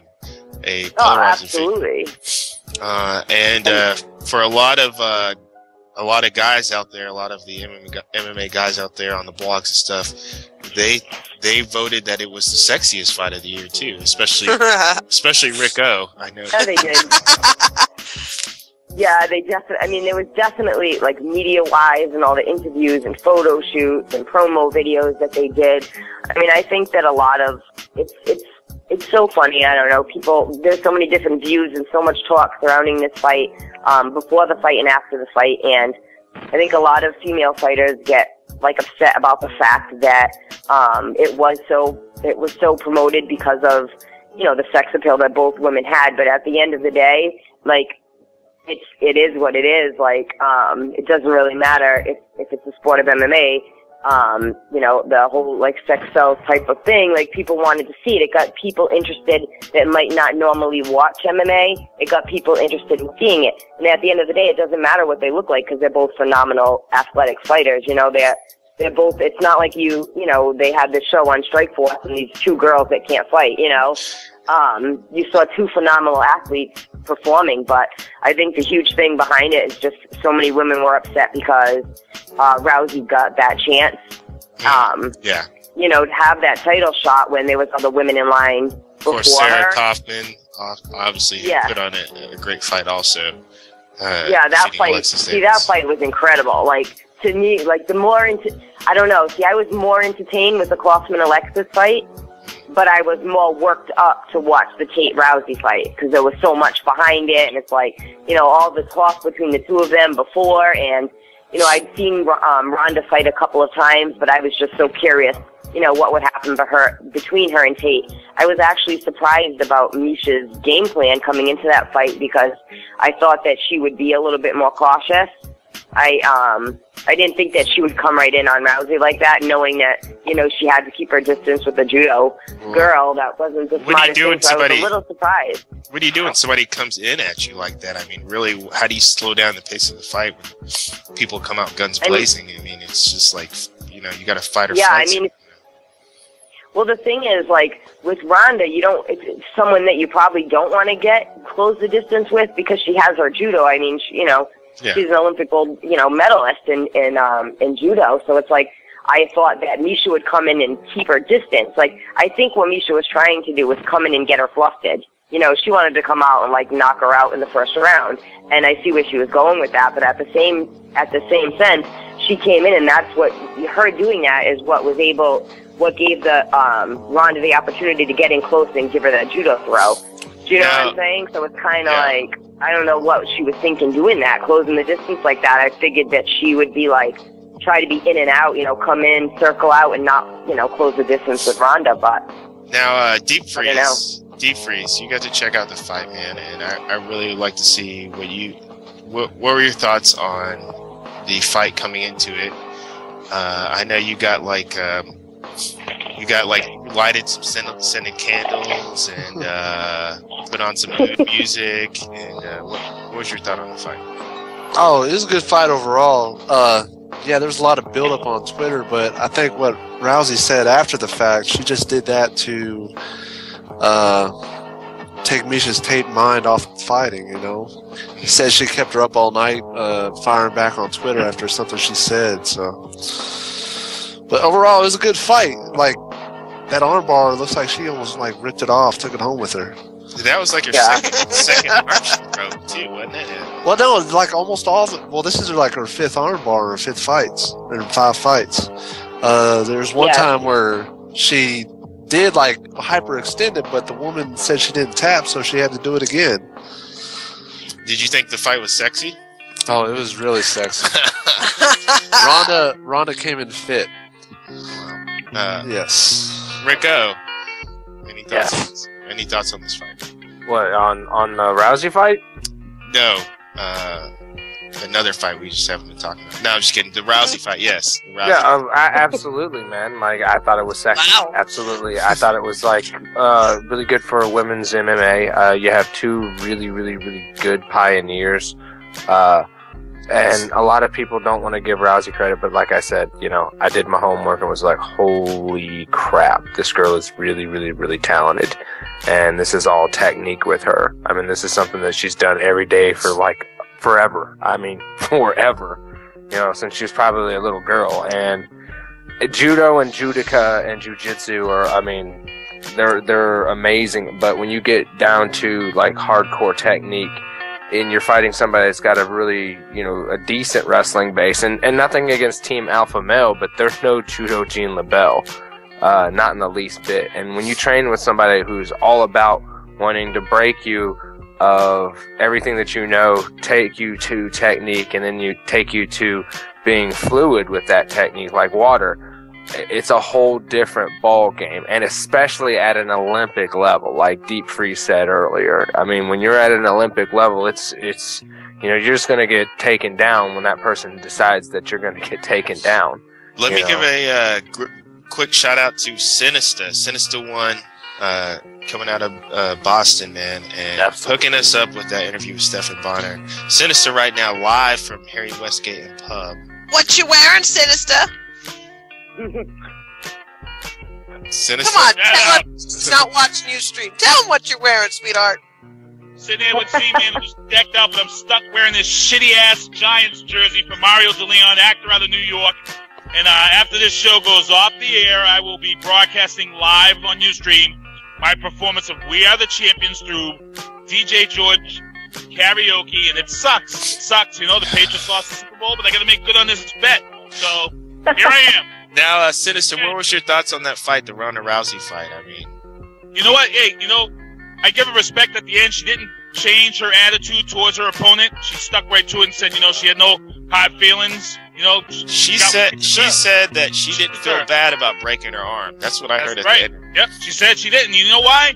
She said there was an issue at the weigh-ins where, you know, Misha claimed she headbutted her, and she made a big deal out of it and wanted her fined and all this stuff, and she wasn't happy with that. So, you know, her feeling was that she wanted to get in there, prove she was the better fighter, and she sure did. And I can tell you, before the pre-fight, she was being interviewed by the Showtime reporter, and I'll tell you right now, Ronda looked like she wanted to kick the Showtime reporter's ass before the fight. Oh my God! I was like, look I how said she's the looking same at. thing, Keith.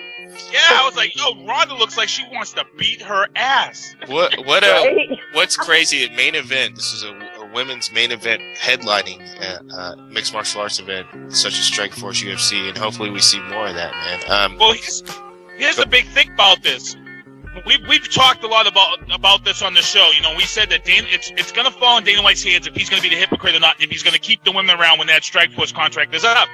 The deal is that they know that this is coming up. So what did they do? They took this fight and they had it on almost every MMA site that's trying to petition women into the UFC, and they connected this fight to every website that was promoting women in UFC or any, you know, professional mixed martial arts. So it's a good look, you know, for both these fighters. So I mean, how can you combat that performance? I mean, Dana White's got to be thinking he's getting responses. I still don't know if they're going to be in the UFC, but definitely it's not going to go away. There's what no you way gonna do? Fight what you just saw. There's no way you can. Yeah, what are you going to do?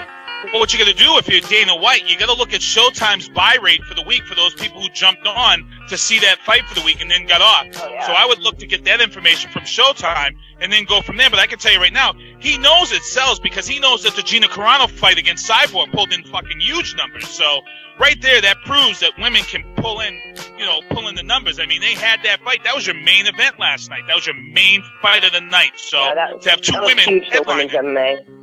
Yeah, that's huge, and I know I tuned in just for that, so it can be done, you know. I'm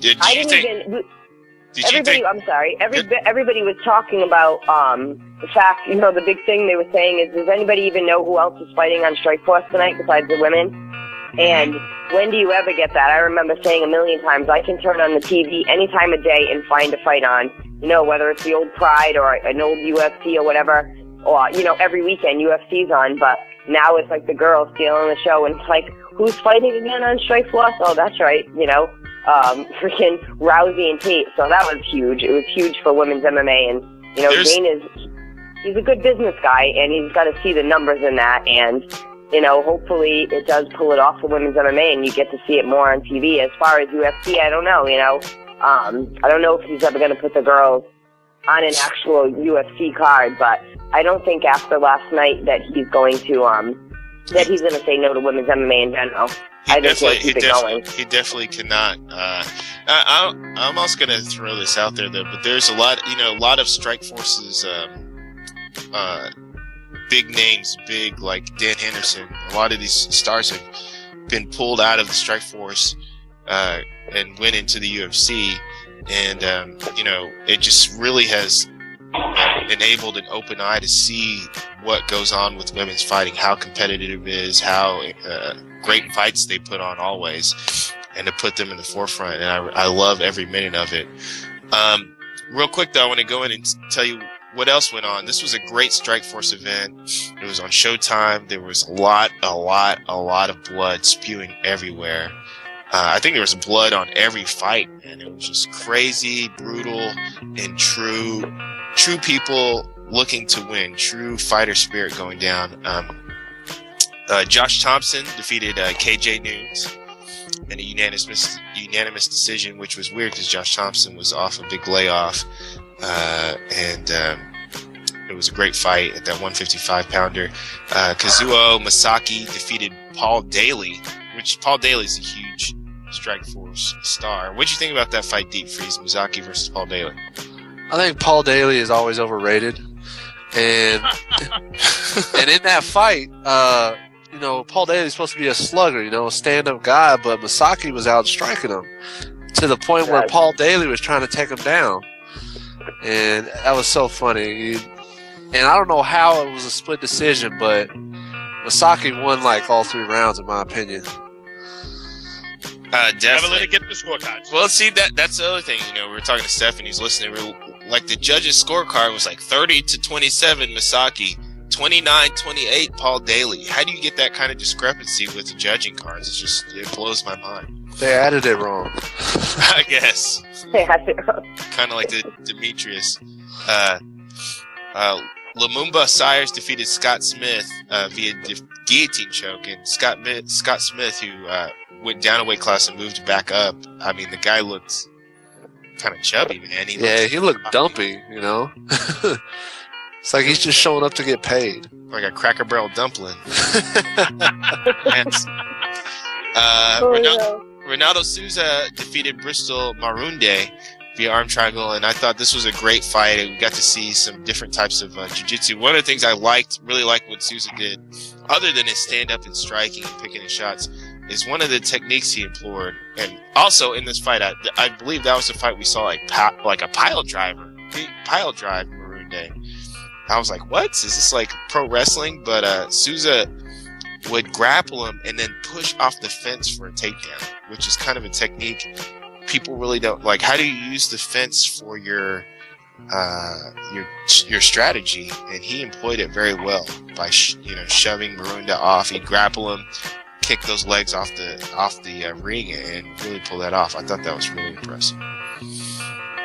Of course, the other women's fight on the prelim card, Sarah Kaufman versus Alexis Davis, was a big, brutal battle, and Sarah Kaufman's stand-up is just incredible. Her boxing skills were just intense, and I have to put it up for the women fighters and for Sarah Kaufman. Roger Bowling defeated Brandon Sailing versus TKO first round. Pat Healy returns, defeats Carlos Fodor. Pat Healy, man, I think that's the guy that's probably going to be the next person that's going to go in the UFC. He's got to be gone. He's the only person that's defeated Carlos Condit, and you got to think that he's going next. I mean, do you think he's going to go next? I think he's more inclined for a title shot. He's one of the few guys in Strikeforce that hasn't fought Gilbert Melendez yet. And he's on a 4-fight win streak in Strikeforce. His last loss was... Whoa. Yep. His last loss was... That's awesome. Time it out. Who is that? I don't know. Anyway, yeah, his last fight, what? His last loss was to Josh Thompson, and it was like a third round choke, but he was actually winning that fight before he lost. So I think he deserves a title shot more than anyone else. You know, they're saying Josh Thompson should get it because he fought KJ Nunes, but, you know, Healy's been on a 4-fight win streak, and he hasn't fought Melendez yet. Randy Couture's son, Ryan Couture, defeats Conor Huyn versus TKO second round. So it's got to be kind of wild that Randy Couture, we get to see his kid dominate, man. I don't know if he's going to be another Randy Couture, but Ryan Couture, man, I've kind of seen his highlights and what he's been doing, and to be under the shadow of Randy Couture and have success, I think he might be a powerhouse in mixed martial arts, for sure. Man, and I thought that was a good fight too.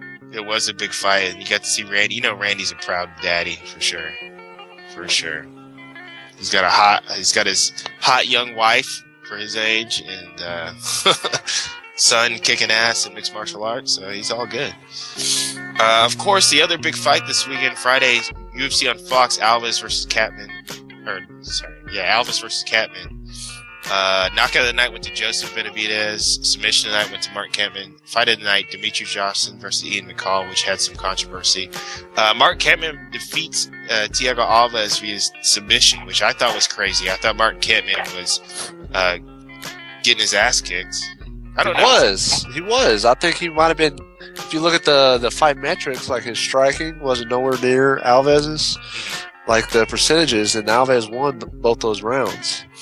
That just shows you the diversity of mixed martial arts, what you can do, what goes on there. And Martin Kampmann, the hitman, defeating a pretty big opponent in Thiago Alves. Man, big shouts out to Martin Kampmann. We'll see where he stands in that 170-pound division. The main card, of course, there was the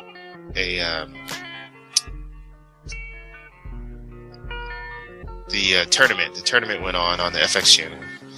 The 125-pound tournament. Joseph Benavidez defeated Yashiro Urashitani. TKO first 11 round. Joseph Benavidez, I thought didn't know what to think of coming into the fight.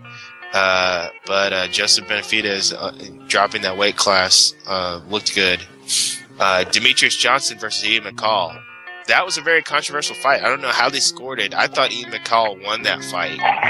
Demetrius Johnson thought he definitely won the fight. That's what he said in his thing. But apparently there was a judge's miscall, and it was a draw, and they were supposed to go to sudden victory, which did not happen. So it's like, how the hell do you let that happen? It was intense. What did you think about that? Deep freeze. Overall, it was a good fight. You could have judged it two different ways, and either way, it would have been a draw. If you would have gave both individuals a 10-10 first round, which was very close, then you give Demetrius the second round, which he definitely won, and then McCall the third round, which he definitely won. You got a draw right there. Or if you give Demetrius the first two rounds and Ian McCall a 10-8 final round, which it could have been, there's another draw. So it should have been a draw. I thought it would have went to a fourth round. It should have went. Then again, the judges don't know how to add in Australia. They judge it upside down. Laying down there.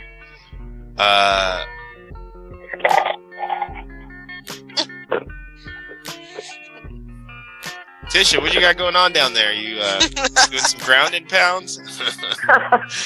I'm beating up my massive as we speak. Yeah.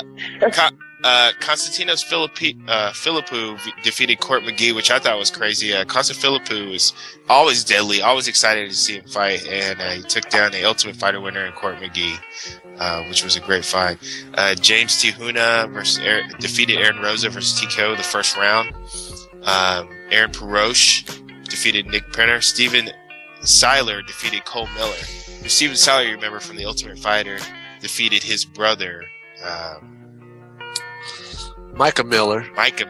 in the preliminary fights to get into the house. Yeah, and everybody was like, Micah Miller, this is the guy that's going to win the, you know, everybody's like hyped on him winning because he's like Cole Miller's brother.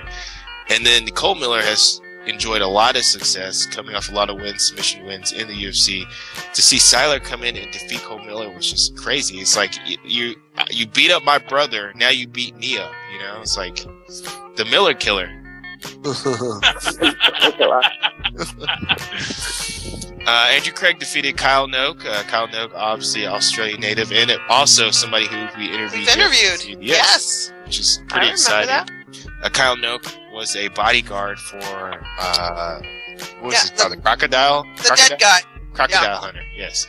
The Crocodile Hunter. Steve somebody. Steve Irwin. Irwin, thank you. Call him the dead guy. Come on. Because he's dead. I don't know how else you describe that. I'm trying to be politically incorrect. Right. He's dead.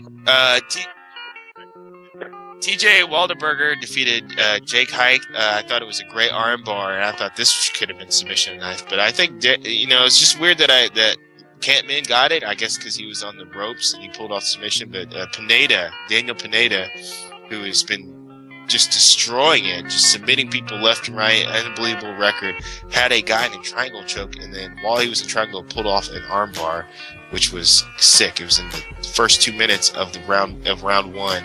So, man, big shouts out. It was a great card, exciting week for MMA. And before, is there anything else you guys want to kind of highlight in the week of MMA? I think we touched it all. I think we touched it all. One of the things that happened in Strikeforce, I forgot to talk about, Brendan Saley was in question. He has neo-Nazi tattoos. It's the 88 he has on like his left chest. And 88's supposed to be like a Heil Hitler. Yeah. It's actually Dale Jr.'s number. You missed this one. Is it? Dale Jr.'s 88. Oh, that's Heil Hitler. No, that's it's what it means. not. I'm gonna think that now every time I see Dale Jr. Well, it's Rick Hendrick's number. Now don't throw Jr. under the bus. Oh man. No. He's had a neo-Nazi tattoo, which is the Heil Hitler tattoo. It's the lightning bolts with the 88. So they thought that was kind of controversial. For you guys, this guy, Brandon Selling, did get beat. He got beat by Roger Bowling pretty decisively, but he's also in connection. He's in connection with alleged rape of a person under 13 years old. Not good. Not good promo for Strikeforce. Well, that's crazy. I mean, it kind of questions, like, how did this guy... I mean, he had a good record. I mean, I guess he just hit it long enough, man. But it's like, dude, you're in there. I mean, at least he got his got beat up. Yeah, no kidding, right? October 8th, 2004, engaging in unlawful sexual conduct under the first degree with a person under 13. Ouch. Hey, can I just respond to something Chief said about 5 minutes ago? Okay. No. Hey. Oh, let's see. Thank you. I know that song. This one's for you, wherever you are. Okay, Chief, there's your dentist office waiting room music. Thank you. Hey guys, we just brushed you up real quickly on what was the happenings around the UFC, everything. I think we hit it up pretty good and gave our great shout outs to women's MMA and what they put on. Our condolences. Condolences. What they put out for women's MMA and what they've done. You guys are always busting my balls. I mean, winding up. Oh my god. But anyway, man, we got a lot of other sports to get into. There, it wasn't just MMA, even though that was awesome. But we have to get into some of the sports going on in the world, and we're going to do that right here on the Final Round Sports Show. So what I want to do, I'm going to take a real quick break, and we're going to come back and talk about all these great topics. We got NASCAR with Chief 187. Yes, we do. We're going to talk about a little hockey with Halen Razor. We got Sinister One out there in Boston. Got to represent for the Boston. And we're going to be right back after the break. Final Round.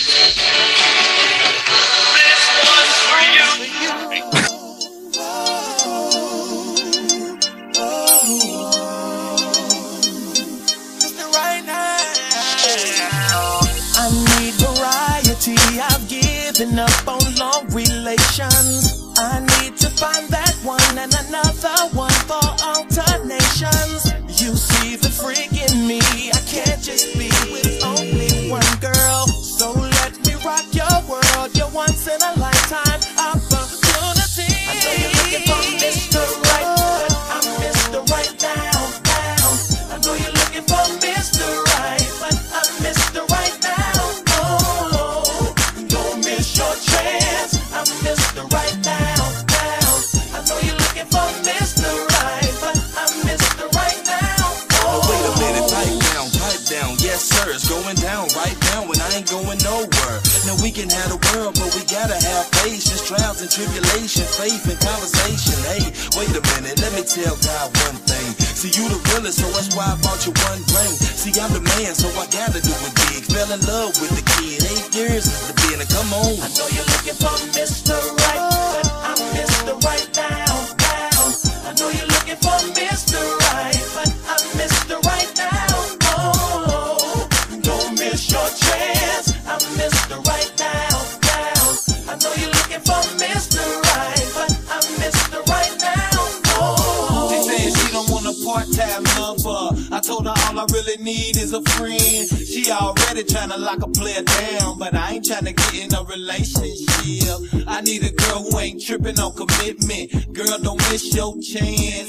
Hey, we can ball out and have a real good time, but I just can't be your man. I know you're looking for Mr. Right, but I'm Mr. Right now. I know you're looking for Mr. Right, but I'm Mr. Right now. Oh, don't miss your chance. I'm Mr. Right now. I know you're looking for Mr. Right, but I'm Mr. Right now. Oh, it's doctor's orders, baby girl. You know that I'm your prescription. I'm here to give you what you want and everything you've been missing. Girl, don't cheat yourself, just treat yourself. I fit the description. I'm here to rock your world with a once in a lifetime opportunity. I know you're looking for Mr. Right, but I'm Mr. Right now. I know you're looking for Mr. Right, but I'm Mr. Right now. I'm right here, baby. Don't miss your chance. I'm Mr. Right now. I know you're looking for Mr. Right, but I'm Mr. Right now. Oh. Give you what you need, you can get what you want. Pick what you want, I'm so into what I want. Don't keep wrong when you know you found right, and I gotta keep wrong when I know that she on done. Took a chance, now you gotta take turn. It's a moment we should both cherish, or maybe inherit. No tomorrow, no later, no way, no how. Quit searching for Mr. Right, you're looking at right now. I know you're looking for Mr. Right, but I'm Mr. Right now. I know you're looking for Mr. Right, but I'm Mr. Right now. Oh. This is for them good girls that they can get that. Come on with your bad ass. Come on with your bad ass. She said I smoke, I drink, I can party for days. I'm a freak, hell yeah, nasty. Tonight, trying to be classy. I want you to hurt me, good, hurt me. You like it, hurt me, hurt me. Fight. She said I want you to hurt me tonight. It's alright, go ahead and hurt me.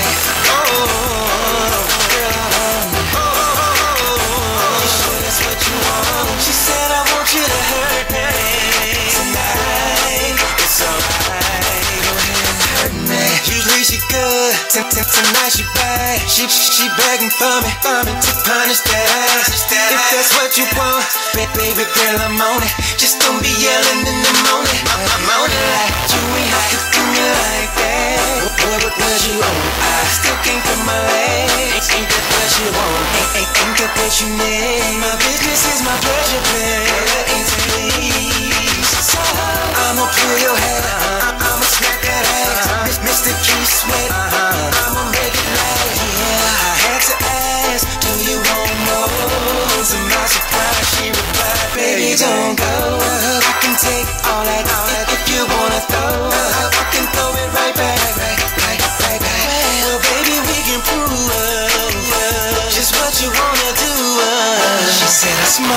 smoke, I drink, I can party for days. I'm a freak, hell yeah, I'm nasty. I ain't tryna be classy. Want you to hurt me, good, hurt me. If you like it, hurt me, you hurt me. You fighting.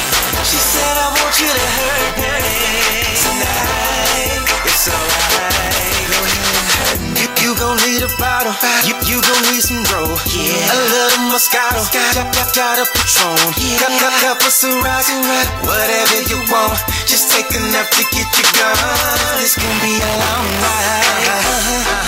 Ain't nothing I won't buy. This is what you like. Ain't nothing you run from. Chains, handcuffs, where did all this come from? So I'ma pull your hair, I'ma scatter it. Mr. Keith Sweat, I'ma make it last. Yeah, I had to ask, but do you want more? To my surprise, she replied, baby, don't go. I can take all that if you wanna throw. I can throw it right back. Well, baby, we can prove just what you wanna do. She said I smoke, I drink, I can party for days. I'm a freak, hell yeah, I'm nasty. Tonight, tryna be classy. I want you to hurt me, good, hurt me. If you like it, hurt me, you hurt me. You fighting. She said I want you to hurt me tonight. It's alright, go ahead and hurt me. It ain't hurting, it ain't hurting. She said it ain't hurting, it ain't hurting. She said I smoke, I drink, I party. Go ahead and hurt this body. Hurt this body. Go ahead and hurt this body. Hurt this body. Go ahead and hurt this body. One more hit. Everybody, you're back on the Final Round Sports Show.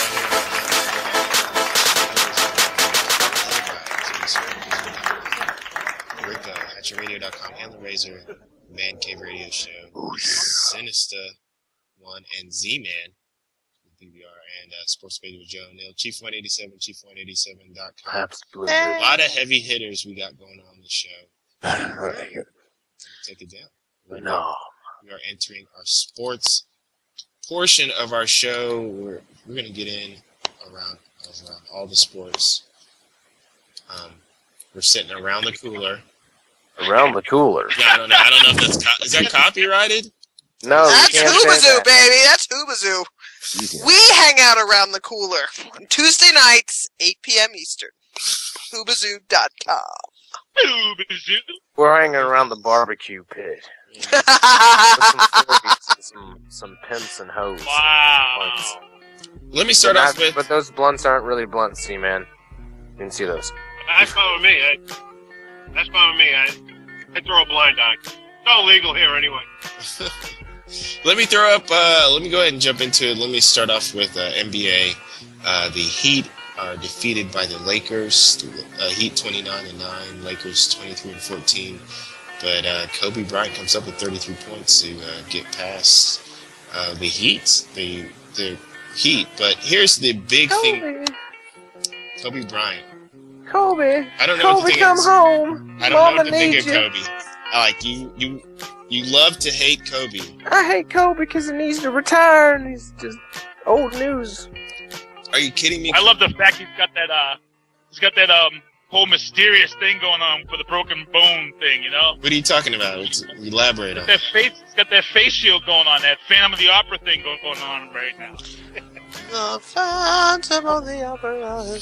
Kobe is an incredible player. Some of the stuff Kobe highlights insane. Give me a break. Don't start this shit. Yeah, fuck What are you talking right? about? He's like, Here you go. You're gonna start this shit. The same conversation that's been going on all week about the fact that he surpassed Jordan in scoring points. Hey, guess what? If we took the 4 years that Michael Jordan played at North Carolina, guess what? Kobe still doesn't hold his dick. Period.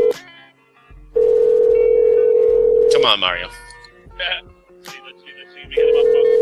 Hello. Hey, Mario, what's going on? Yes, this is Mario. What's up? Who's this? What's up? This is MasterWillz with the Final Round Show here on EVENTLEVEL.com. Kicking it here with Sinister, Chief 187, Rico, and Elright. That's what's up, man. I figured it was you guys when I seen the weird number. Yeah. We do got a weird number. What's up, man? What's going on? What's going on, man? I heard you got my team's jersey on. That's right. Sinister. I love it. Me too. I'm enjoying this night immensely. I am so loving it. That's what's up, baby. Giants all day. That's all night. That's a beautiful thing, man. I love the fact that, you know, that my man Sinister, he's definitely, he's a man of his word. And he's sticking to his, yeah. That's what's up, baby. Thanks a lot, man. The whole show. The whole entire show. I told him never look second. Rep the Giants, baby. Rep the Giants the whole show. I bet he might get his ass kicked when he walks out of the bar. He's like, look. Wow, yeah. He better take it off. We don't want that. You got to take it off before he leaves. We're sitting here at Harry's Westgate Pub, right? This place we got a big Tom Brady poster behind me. We got people sitting here, and I'm walking through this bar just to go take a piss, and I got people just staring hatred at me with this stuff. Dude, be a camel. See, why is he wearing a Giants jersey? He's got a death wish. That's great, man. That is so great. I wish I could be watching it right now, man. But like I told Senator earlier, I'm at work, man. So I said, let me take this moment to speak to you guys, man. What's up? What's going on? How's the show going? Going great, and better that you're on here, Mario. Can you tell our listeners a little bit about yourself? You're an actor. What do you got going on? Well, yeah, basically, you know, my name's Mario De Leon. I'm an actor, stuntman, bodyguard, you name it. But I'm an actor first and foremost. I mean, that's where my heart is, and that's my career, and that's what I'm just, you know, all my energy is for that. Now, I see that you've done some work in the video game world. By the way, I just did a great thing on Retro Gaming, Louisville Arcade Expo in Louisville, which supported gaming. But, Mario, you were featured in, you modeled for God of War, right? And this is cheap. Yeah, look at this. No, hold on. Let me straighten that out. I didn't model for God of War. What it was, I took some pictures. The last time I did my headshots, at the end of the shoot, I just did some shots because when that first original God of War game came out, all my boys were like, "Yo, dude, that's you." So ever since God of War came out, I pretty much put that out into the universe that when that game becomes a movie, I will be Kratos. So I'm letting you guys know, I'm letting your fans out there know that I will be Kratos. Okay, yeah, but no, that was actually the shots where I do look like Kratos. That was just my boy with Photoshop. My boy Wayne, yeah, he took Photoshop and just went to work and really, I think did a bang up job on it. The muscles are real, so that wasn't Photoshop. Good to know. Yeah, the physique is mine. Just he added a little color to it. That's all. But as far as you know, video games are concerned, yeah, I am the main character in the Ballad of Daytona, which is the second episode from the episodes of Liberty City. Man, Grand Theft Auto, one of my favorite games, one of the best games of all time, man. It's like top 5 games. Definitely. Sure. That's one of the greatest like gaming franchises, you know, in the history of gaming, basically. I mean, just the Grand Theft. Yeah, I mean, Grand Theft Auto alone, I'm sure that franchise has done easily over $1 billion. Yeah. You know, in as far as revenue is concerned. So, and I was happy to be a part of it. Total shock when they actually called me in, and the director. I didn't find out that I was the main guy until I got to the set. So wait. Let me get this straight. You are Gay Tony? No, I'm not Gay Tony. Who are you? No.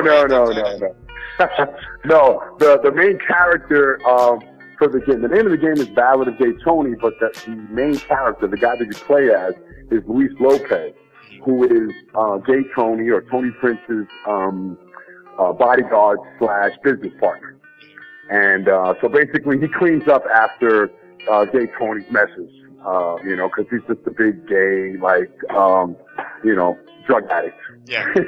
But he owns like the hottest gay clubs and the hottest straight clubs in all of Liberty City, which, as you know, if you know the gaming franchise, the game, you know that Liberty City is basically New York City. So yeah, so I played Dominican from Northern Heights, which is, you know, in reality Washington Heights, and I just go around beating people up and you know, shooting everybody, and it's pretty exciting. So, Mario, where can people find you online? I mean, you got some. Where can I find you in real life? New York, baby. Hey, I'm New Jersey. We're like kin. You do look like Kratos, man. You do. The arms are crazy, man. I mean. Yeah, I put a little work into them. A little bit. I put a little bit. Yeah, I drink a lot of milk, you know. That's it. It does a body good, apparently. Thank you so much. I try. That's it. Where can people connect with you online, man, Mario? Well, I mean, I'm always more than willing to accept, you know, friends on Facebook. I'm actually my website is still under construction, unfortunately, but it is www.mariodeleon.com. It's spelled that way with no apostrophe after the D. Okay. You know, currently I just finished. Excuse me? Twitter? Oh yeah, I'm actually on Twitter as well. Although I'm a little slow on the Twitter right now because it's just so much, you know, media going on. Like, what social media? What do I use? You know, so I'm always on Facebook, but I do tweet. I think that's how they say it, right? Yeah, tweet. But yeah, I'm mostly on Facebook though. Okay. So, but I am upgrading my phone. Excuse me? I said I just friended you, sweetheart. That's quick. Damn.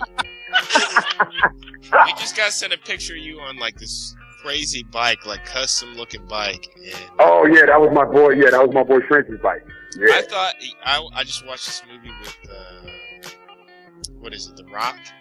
It wasn't called Driver. Was it called Driver? Something. It's probably Driver. Driver with The Rock, and you look. I was like, that dude looked big. I thought The Rock looked big. You look like twice as big as he is. I'm like, holy shit. I always tell guys like Vin, because I always get Vin Diesel. People are like, hey, Vin Diesel. I'm like, Vin who? You know, I'm like, well, because I stood next to these guys and I kind of dwarf them. Yeah, you know? Hey, say this. I'm not calling anybody out, but Mario D. Leon makes Vin Diesel look like a little bitch. Wow. Hey, listen, I'm not saying nothing. That's right. I'm not saying nothing because listen, I know Mark. I'm sorry. Did I call him by his real name? I'm sorry. My bad. Hey, you know something? Hey, while you're on the topic of Vin Diesel too, it's funny because yo, Mario, I think you would fit in on Vin Diesel's show that you can only see on Xbox Live called The Ropes. And if you guys haven't seen it yet, get on your Xbox Live, get the Crackle app, and get this show, The Ropes. What the show, The Ropes is, it's about a New York nightclub, and it's all about the bouncers that work at this New York nightclub. And I tell you, Mario, you need to talk to your boy Mark or Vin and say, yo, get me on this show. Yo, this show. Can I just say this? Can I just say this?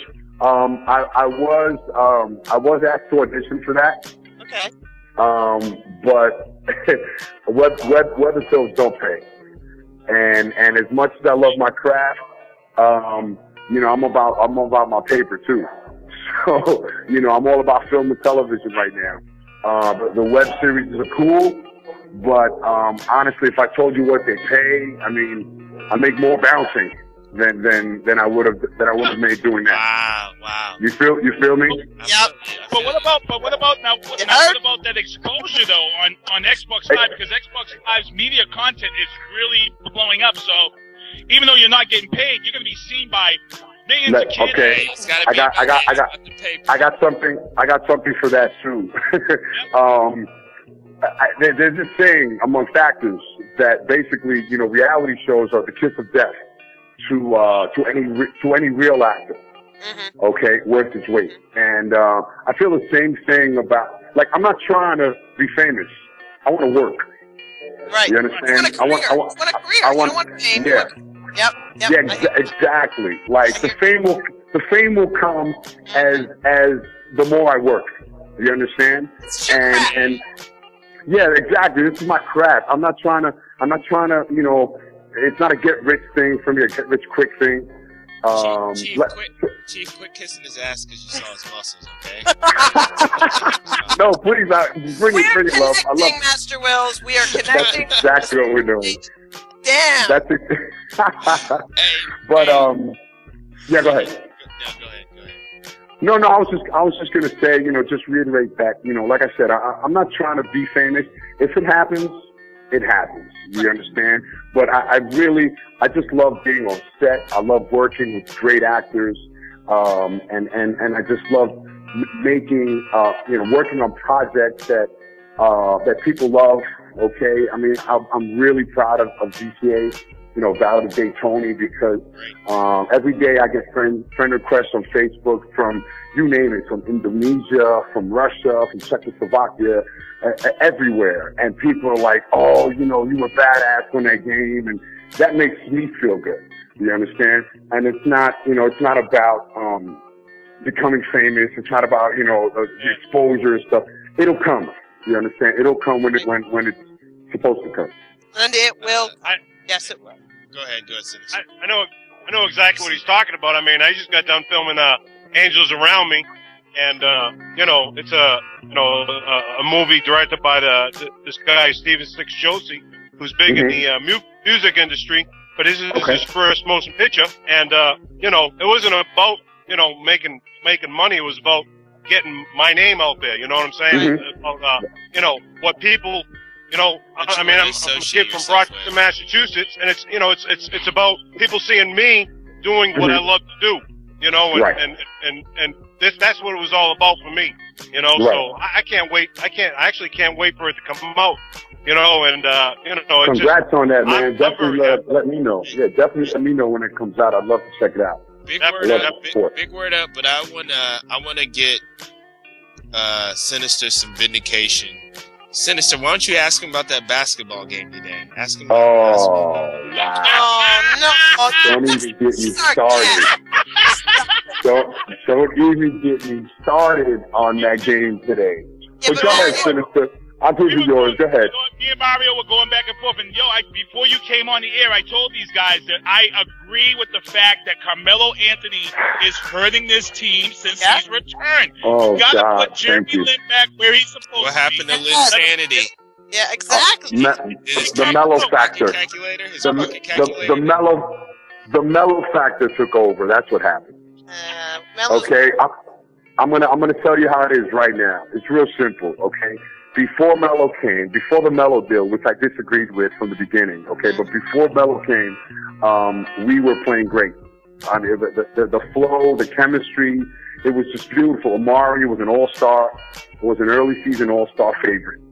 Melo comes to the team, Amari's numbers drop immediately, okay, and we start losing. And guess what? Denver starts winning, okay, and they look like the team we were before we got Melo. Right. Okay? And on top of that, Denver players are quoted as saying, listen, we love Melo, but the ball does seem to move around a lot more now that he's gone. Okay? George Karl has numerous times intimated that. Okay? But boom, so now he's on our team. He gets hurt for 2 weeks when Sanity's born. Comes in. Okay? And there's no questions about gelling. There's no question about, well, we got to give the team time to gain some chemistry. You know, they just start playing well and winning. And then Melo comes back, and then it's just like, well, no, we got to give the team time to gel. They've had no time to practice. Well, wait a minute. Melo's a superstar.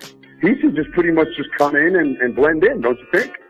Well, do his superstar thing. You bring up an interesting point because Jeremy Lin, Carmelo Anthony, a lot of people are like, oh, well, how can Carmelo Anthony share the spotlight with Jeremy Lin? And they said that there was they kept hinting that everything was okay. Jeremy Lin and them both said that, no, they're both working together. They're both proud of each other, giving each other tips and whatnot. But you really think that Carmelo Anthony is one of those players that is like a kind of like a team cancer, I guess, so to speak? Like, I'll give you the perfect analogy. Agree with me, disagree, whatever you want, but this is how I see it. Being that I'm a New Yorker, I'm a New York Knicks fan, and I've seen it all. Okay, and I know basketball. I played 4 years of high school. I played 2 years of college on scholarship, and I played 4 years of pro basketball in Puerto Rico. Okay, and I've been playing ball since I was 11, so a very long time. All right. Basically, Carmelo Anthony is modern day Stephon Marbury. And the reason why I say that is because if you look at Stephon Marbury's numbers over his career before the Celtics, before he broke down on the internet crying and stuff on videos, he was for his career, he was a 20-8 guy.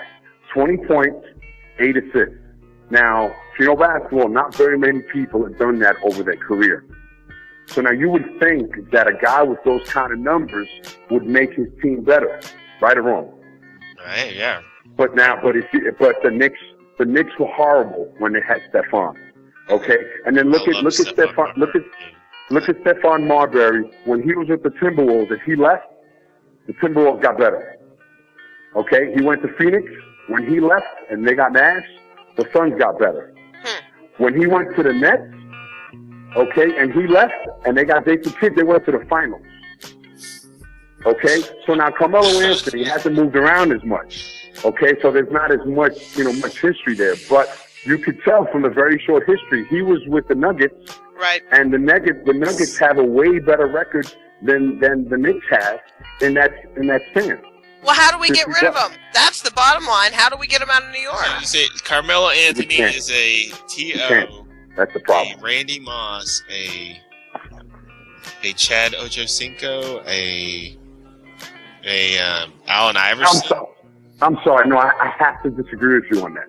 And the reason why I disagree with you is because he's a good guy. Okay, he's not a the reason why he's not a Chad Ochocinco or the other names you mentioned, because he's not a mean guy as far as like just out in the open. You have to really understand the game to see why his name is Carmelo instead of Carmelo. You understand? I call him Carmelo. Okay, and I'll give you a perfect example. Today, okay, when Novak is in there, who's our best shooter by far, okay, he's standing on the wing begging for the ball. Lin goes to the other side, okay, so then finally he decides to go down, and he's supposed to set a screen down for Novak's man. But in fact, what he does is he walks right by the guy and doesn't even touch him. In fact, there was so much daylight between the two, it was like ridiculous.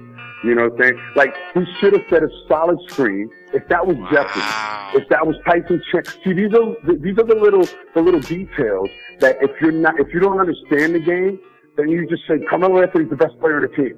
He needs to get the ball every time. You understand? No, it's not that simple. It's not that black and white. There's little things that he doesn't do. And Mike Green from ESPN said it best the other night. He said Carmelo Anthony needs to understand that there's more to the game than just scoring. And I've been debating this since he's come back from injury. I keep asking these Carmelo lovers, okay, these people that just adore Carmelo, what other than scoring does Carmelo do great? And I'm still waiting for that answer. 2 weeks later, I'm still waiting for that answer. Wow. Incredible. And no one's giving it to me. You understand? And it's sad because we're stuck with it. It's Dolan's guy. Listen, it's Dolan's guy, all right? And he's not going to admit to making a mistake. He traded half the team, half of our young talent, okay, for this guy, and it's not working. You know, Donnie Walsh, the former GM, okay, the guy who basically brought us back from the doldrums of the NBA, okay, he didn't agree with the trade, at least giving up that much talent for Carmelo Anthony. He didn't think he was worth it. And now, of course, Donnie Walsh is gone, and we're losing. So, we're 500 build teams. up all that momentum with Linsanity, and I can't sell them out yet, but we'll see what happens. No, we'll be in the playoffs. But, if we play the Bulls or if we play the Heat. You're saying if Carmelo out there, you might be up in the championship game, man. You never know. Maybe against Boston Celtics. Who knows? Listen, you guys got lucky today, all right? And the Celtics, you guys are old. You know that. KG, I'm sorry, but KG needs to retire. Okay? Because he can't jump over the Sunday Times. Okay? And Paul Pierce, I'll give you Paul Pierce. But we had you guys today, and then the mellow factor kicked in, and then it was over. Hey, man, a lot of that stuff going on, and I love it. And, of course, you definitely won the Super Bowl challenge with New York Giants beating the Patriots. Hey, by the way, how'd the Bruins do? How'd the what? How'd the Bruins do? Oh, that's right. Oh, that's right. The Rangers? Oh, I think they lost to the Rangers. Yes. Wow, I didn't know I was going to go there. Wow. Well, hey, I had to get my last lick in. Mario, before we go, man, I gotta sing this song still. So. Yeah, we got to check out Sinister live on the Ustream. Check out Sinister's Ustream. And, we have the champions. Is that what he's singing for us? The champions, New York Giants in the jersey. When is that coming on? Next? Directly after our show on Sinister One's Ustream. Got to check that out. It's gonna be epic. And Mario, man.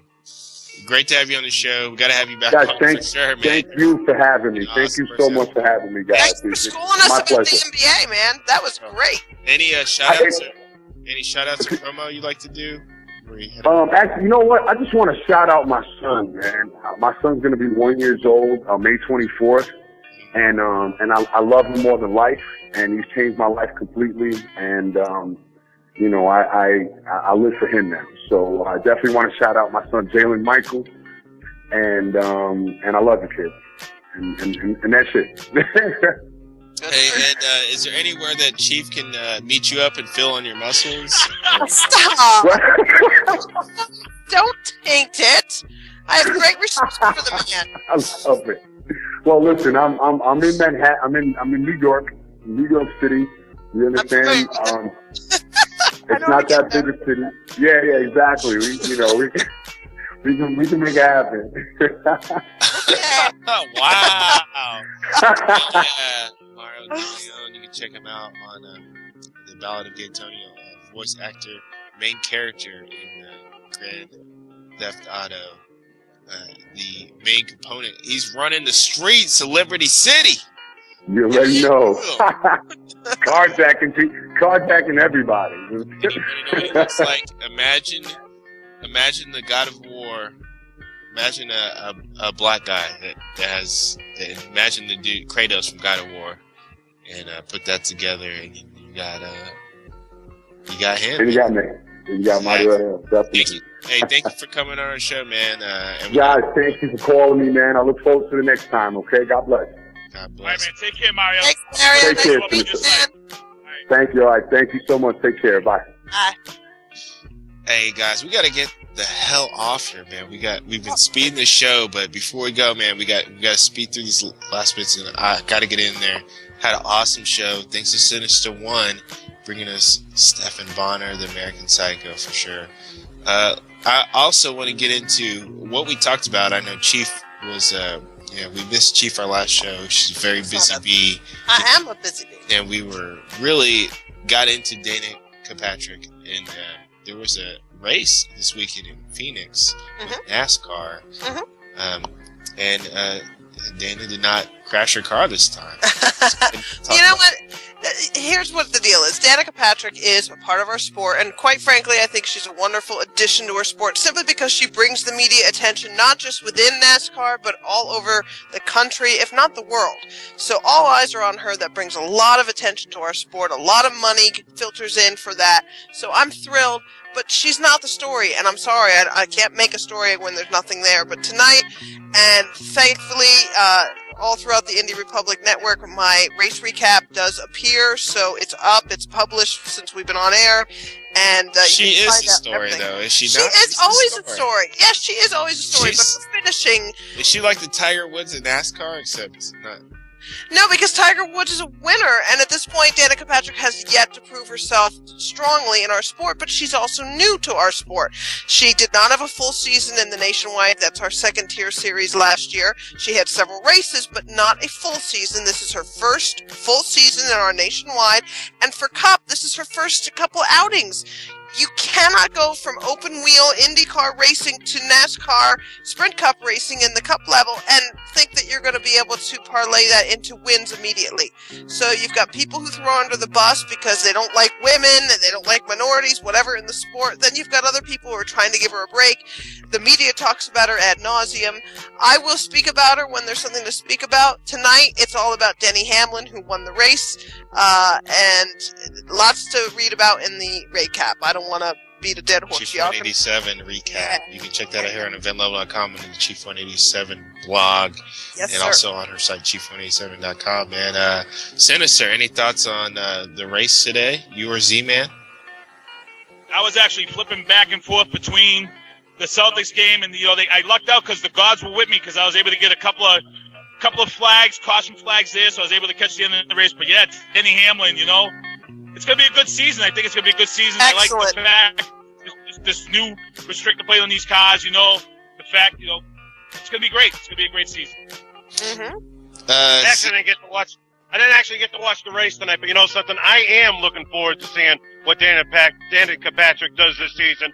Now that she's going to race a complete season, I'm very excited to see. I mean, she's not new to the sport of racing. She is coming from IndyCar racing. Did you say nude? Yeah, she's nude. Yeah. She's been nude a few Go times. Daddy. But anyway, yeah, love it. But anyway, I'm excited to see what she, how she handles that car and what the positives she can bring to the sport. Mm-hmm. Definitely, man. Big ups. This is the year of the woman 2012, apparently. Starting to run. It helps that she's hot. Z-Man,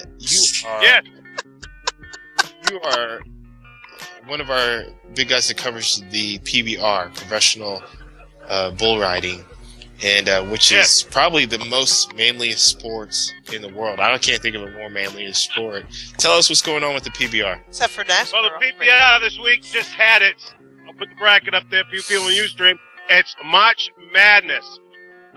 We had the brackets out this week, and we had the top 24 bull riders against the top 47 bulls in the PBR. And I'm going to tell you what, it was a night to remember. It was unbelievable. It was also the return of Bushwhacker, who was coming off his injury. He's just coming back from surgery. And, something, this bull didn't disappoint. The couple bull riders that you want to look out for this season is a young rookie out there called Marco Aguchi. Comes from Brazil. Didn't even want to ride bulls. He had nothing. He didn't even want to be a bull rider. Comes out of Brazil, and the kid is tearing it up. He's currently third in the PBR right now. Everybody's saying right now this is the season for JB Mooney. He's currently first in the standings. JB Mooney actually is your Iron Cowboy. He won the event last night, and something. I'm still not sold on the whole JB Mooney thing yet. Still early in the season. Let's see at the halfway point in July when these guys start really getting tired and these bulls really start getting ranker as we go on. But something, I got to get into Bushwhacker. Bushwhacker came out of surgery. His first time seeing action, and something, he on the back of him was JB Mooney, and JB Mooney already rode this bull 6 times, and he is now 0 for 7. Bushwhacker took care of him. JB Mooney though did all right. He stayed on his back for 7. Few more, about 3 more tenths of a second, he would have had a completed ride on Bushwhacker. Bushwhacker is one of those, he's just an athlete, just coming off of surgery. He comes out, just does just enough, just want to see how the ankle's feeling, just wants to make sure it's coming all right. Does just enough, and he throws JB off his back. The thing about this this bracket thing, the Iron Cowboy, you didn't have to ride your bull to advance. It was Cowboy versus Cowboy, and you know something, if you stayed on longer, you got to advance up. We had 47 rides and only 11 completed rides, and you know something, like I said, these were the 47 toughest bulls that the PBI has to offer. Wow. So it was some amazing riding out there, and the bulls did not disappoint. The bulls, man. Separating the bulls from the boys, man. That's what we do here on the Final Round Sports Show here on EventLevel.com. Z-Man, giving you the lowdown on the PBR. Man, what a great show we had tonight. And a big shouts out. Once again, I got to say it once again, big shouts out to Sinister One. Mm-hmm. Bringing us Stephan, the American Psycho Bonnar. And Mario De Leon. Please. Oh, yeah. And Chief 187 was They were two excellent guests, and I'm just saying, great stuff. Thank you, Sinister One. I love you, man.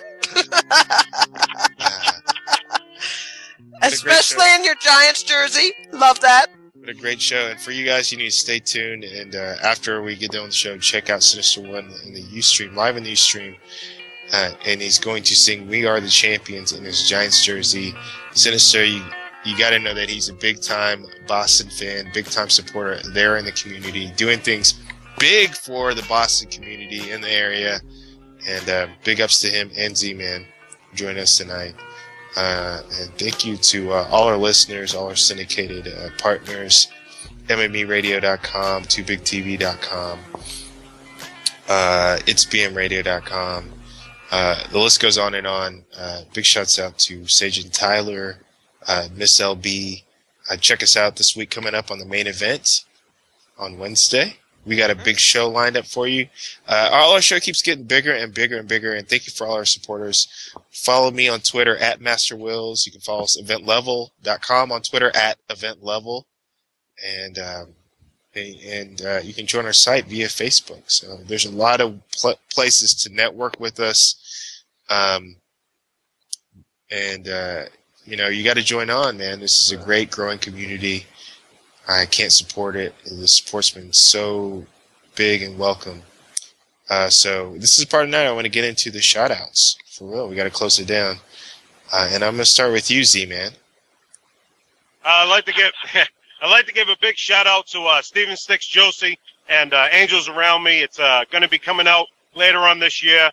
It was my first movie that I actually had a speaking role in. So can't wait for that to come out. I have to give a shout-out to him. Thank you very much. And, you know, hopefully there's more big things to come. Also want to, give a shout-out to Event Level. Z-Man, I read on TMC that you're going to have a full nude scene in this video. Is this correct? Listen to the laughter. Well, I'm not too confident in the way I look yet, so I'm still trying to get buff. You know, once I can get rid of the sponge and my six-pack can show out, then I might feel a little more comfortable doing that. You know, right now I heard in this nude scene you got the nickname Dangle. This is. Well, I always say I'm only white from the waist up, so I mean, so. Oh, he did not even do that, did he? Really? Right. But anyway, also want to give a shout out to MasterWillz for having me on, time and time again, and letting me come out with this PBR stuff. You guys are awesome. I love this show. You guys are just, you guys are tearing it up with the sports talk. And something, I love being here. You guys are awesome. And, something, check me out, on Ustream. You can also, check me out on, Facebook and, watch When the Dust Settles. And, I'll be breaking this whole thing down from, Austin, Texas, really soon, later on this week. Probably check it out Wednesday or Thursday. Incredible, man. Z-Man with the PBR. Big ups, man. Check him out. That's a CZMAN, Z-Man, PBR. Got it going down, Sinister. Yeah, what's up, man? Once again, same thing he said. Big ups to EventLevel.com, you, MasterWillz, Chief, Rico, Hanlon, DB, Elwright, everybody who's involved with this show, Muffin, everybody. This show's off the chain. want to thank Mario for coming on and giving us a good talk on the Knicks. He really brought this shit. Yeah, he did. They make it to the playoffs. I was like sitting there, I'm like, oh shit, this dude knows his stuff about the He Knicks. schooled like, us. He schooled me right now. Yep, I'm like, damn. You know, so I want to get big props. I want to get big props to all my friends and family.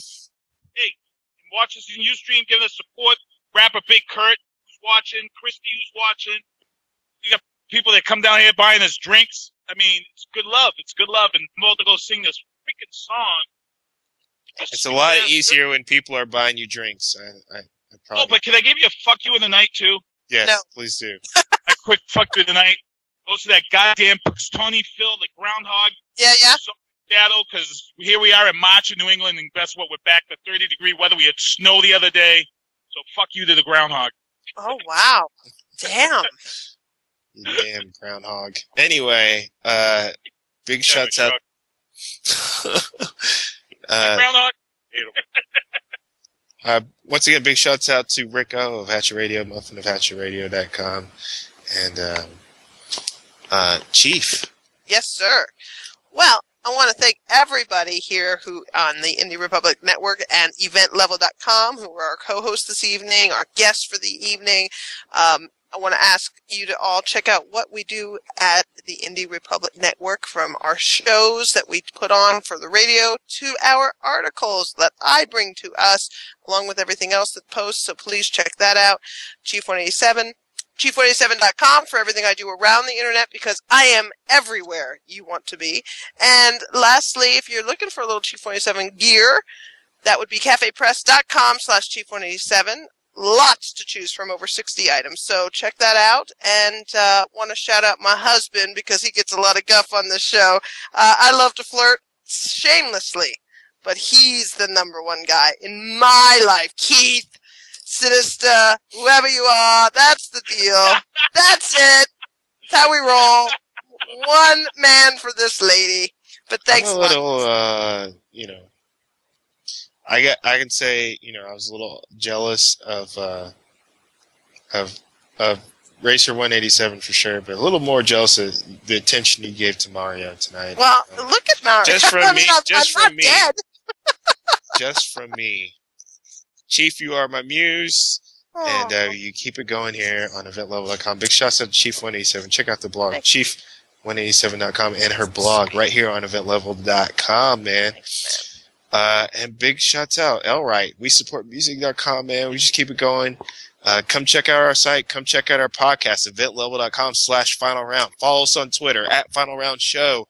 And just join and support the movement, man. We just keep it going. We're going to keep bringing you the real news, the real talk, unfiltered, uncensored. That's what we do here on EventLevel.com, on the Final Round Show. That's what we bring. And be sure to check out all of our shows. Check out all of our podcasts. We have everything from music to videos to anything that could meet your entertainment needs. Turn off the TV and join us, man. And man, till the next Final Round Show, to the next thing we do, we're on EventLevel.com, man. It's going to be big, and you're going to want to be there. So we'll be delighted to see you next time. Thank you for all your fans. This is MasterWillz. I'm out. This is the Final Round Show, sports show here on EventLevel.com. We will see you next time, and I'm out. EventLevel.com. Join EventLevel.com. TooBigTV.com. Promote yourself. It's BMRadio.com. Join the mayhem. MMERadio.com. Making money. HatchetRadio.com. We support music.com. SLP. Management. Pursuit.com. You're tuned into the Final Round Show.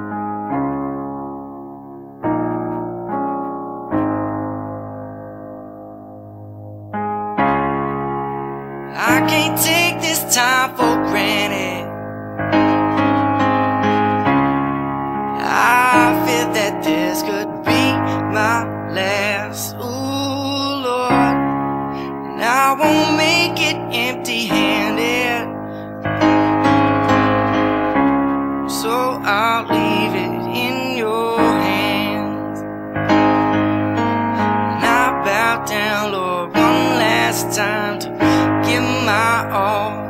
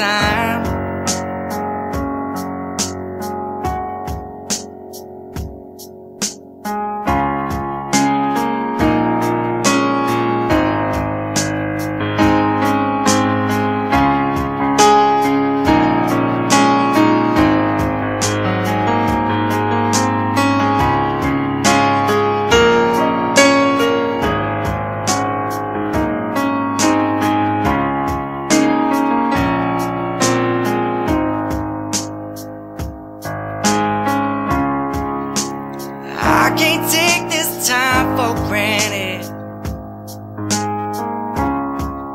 I fear that this could be my last, and I won't make it empty-handed.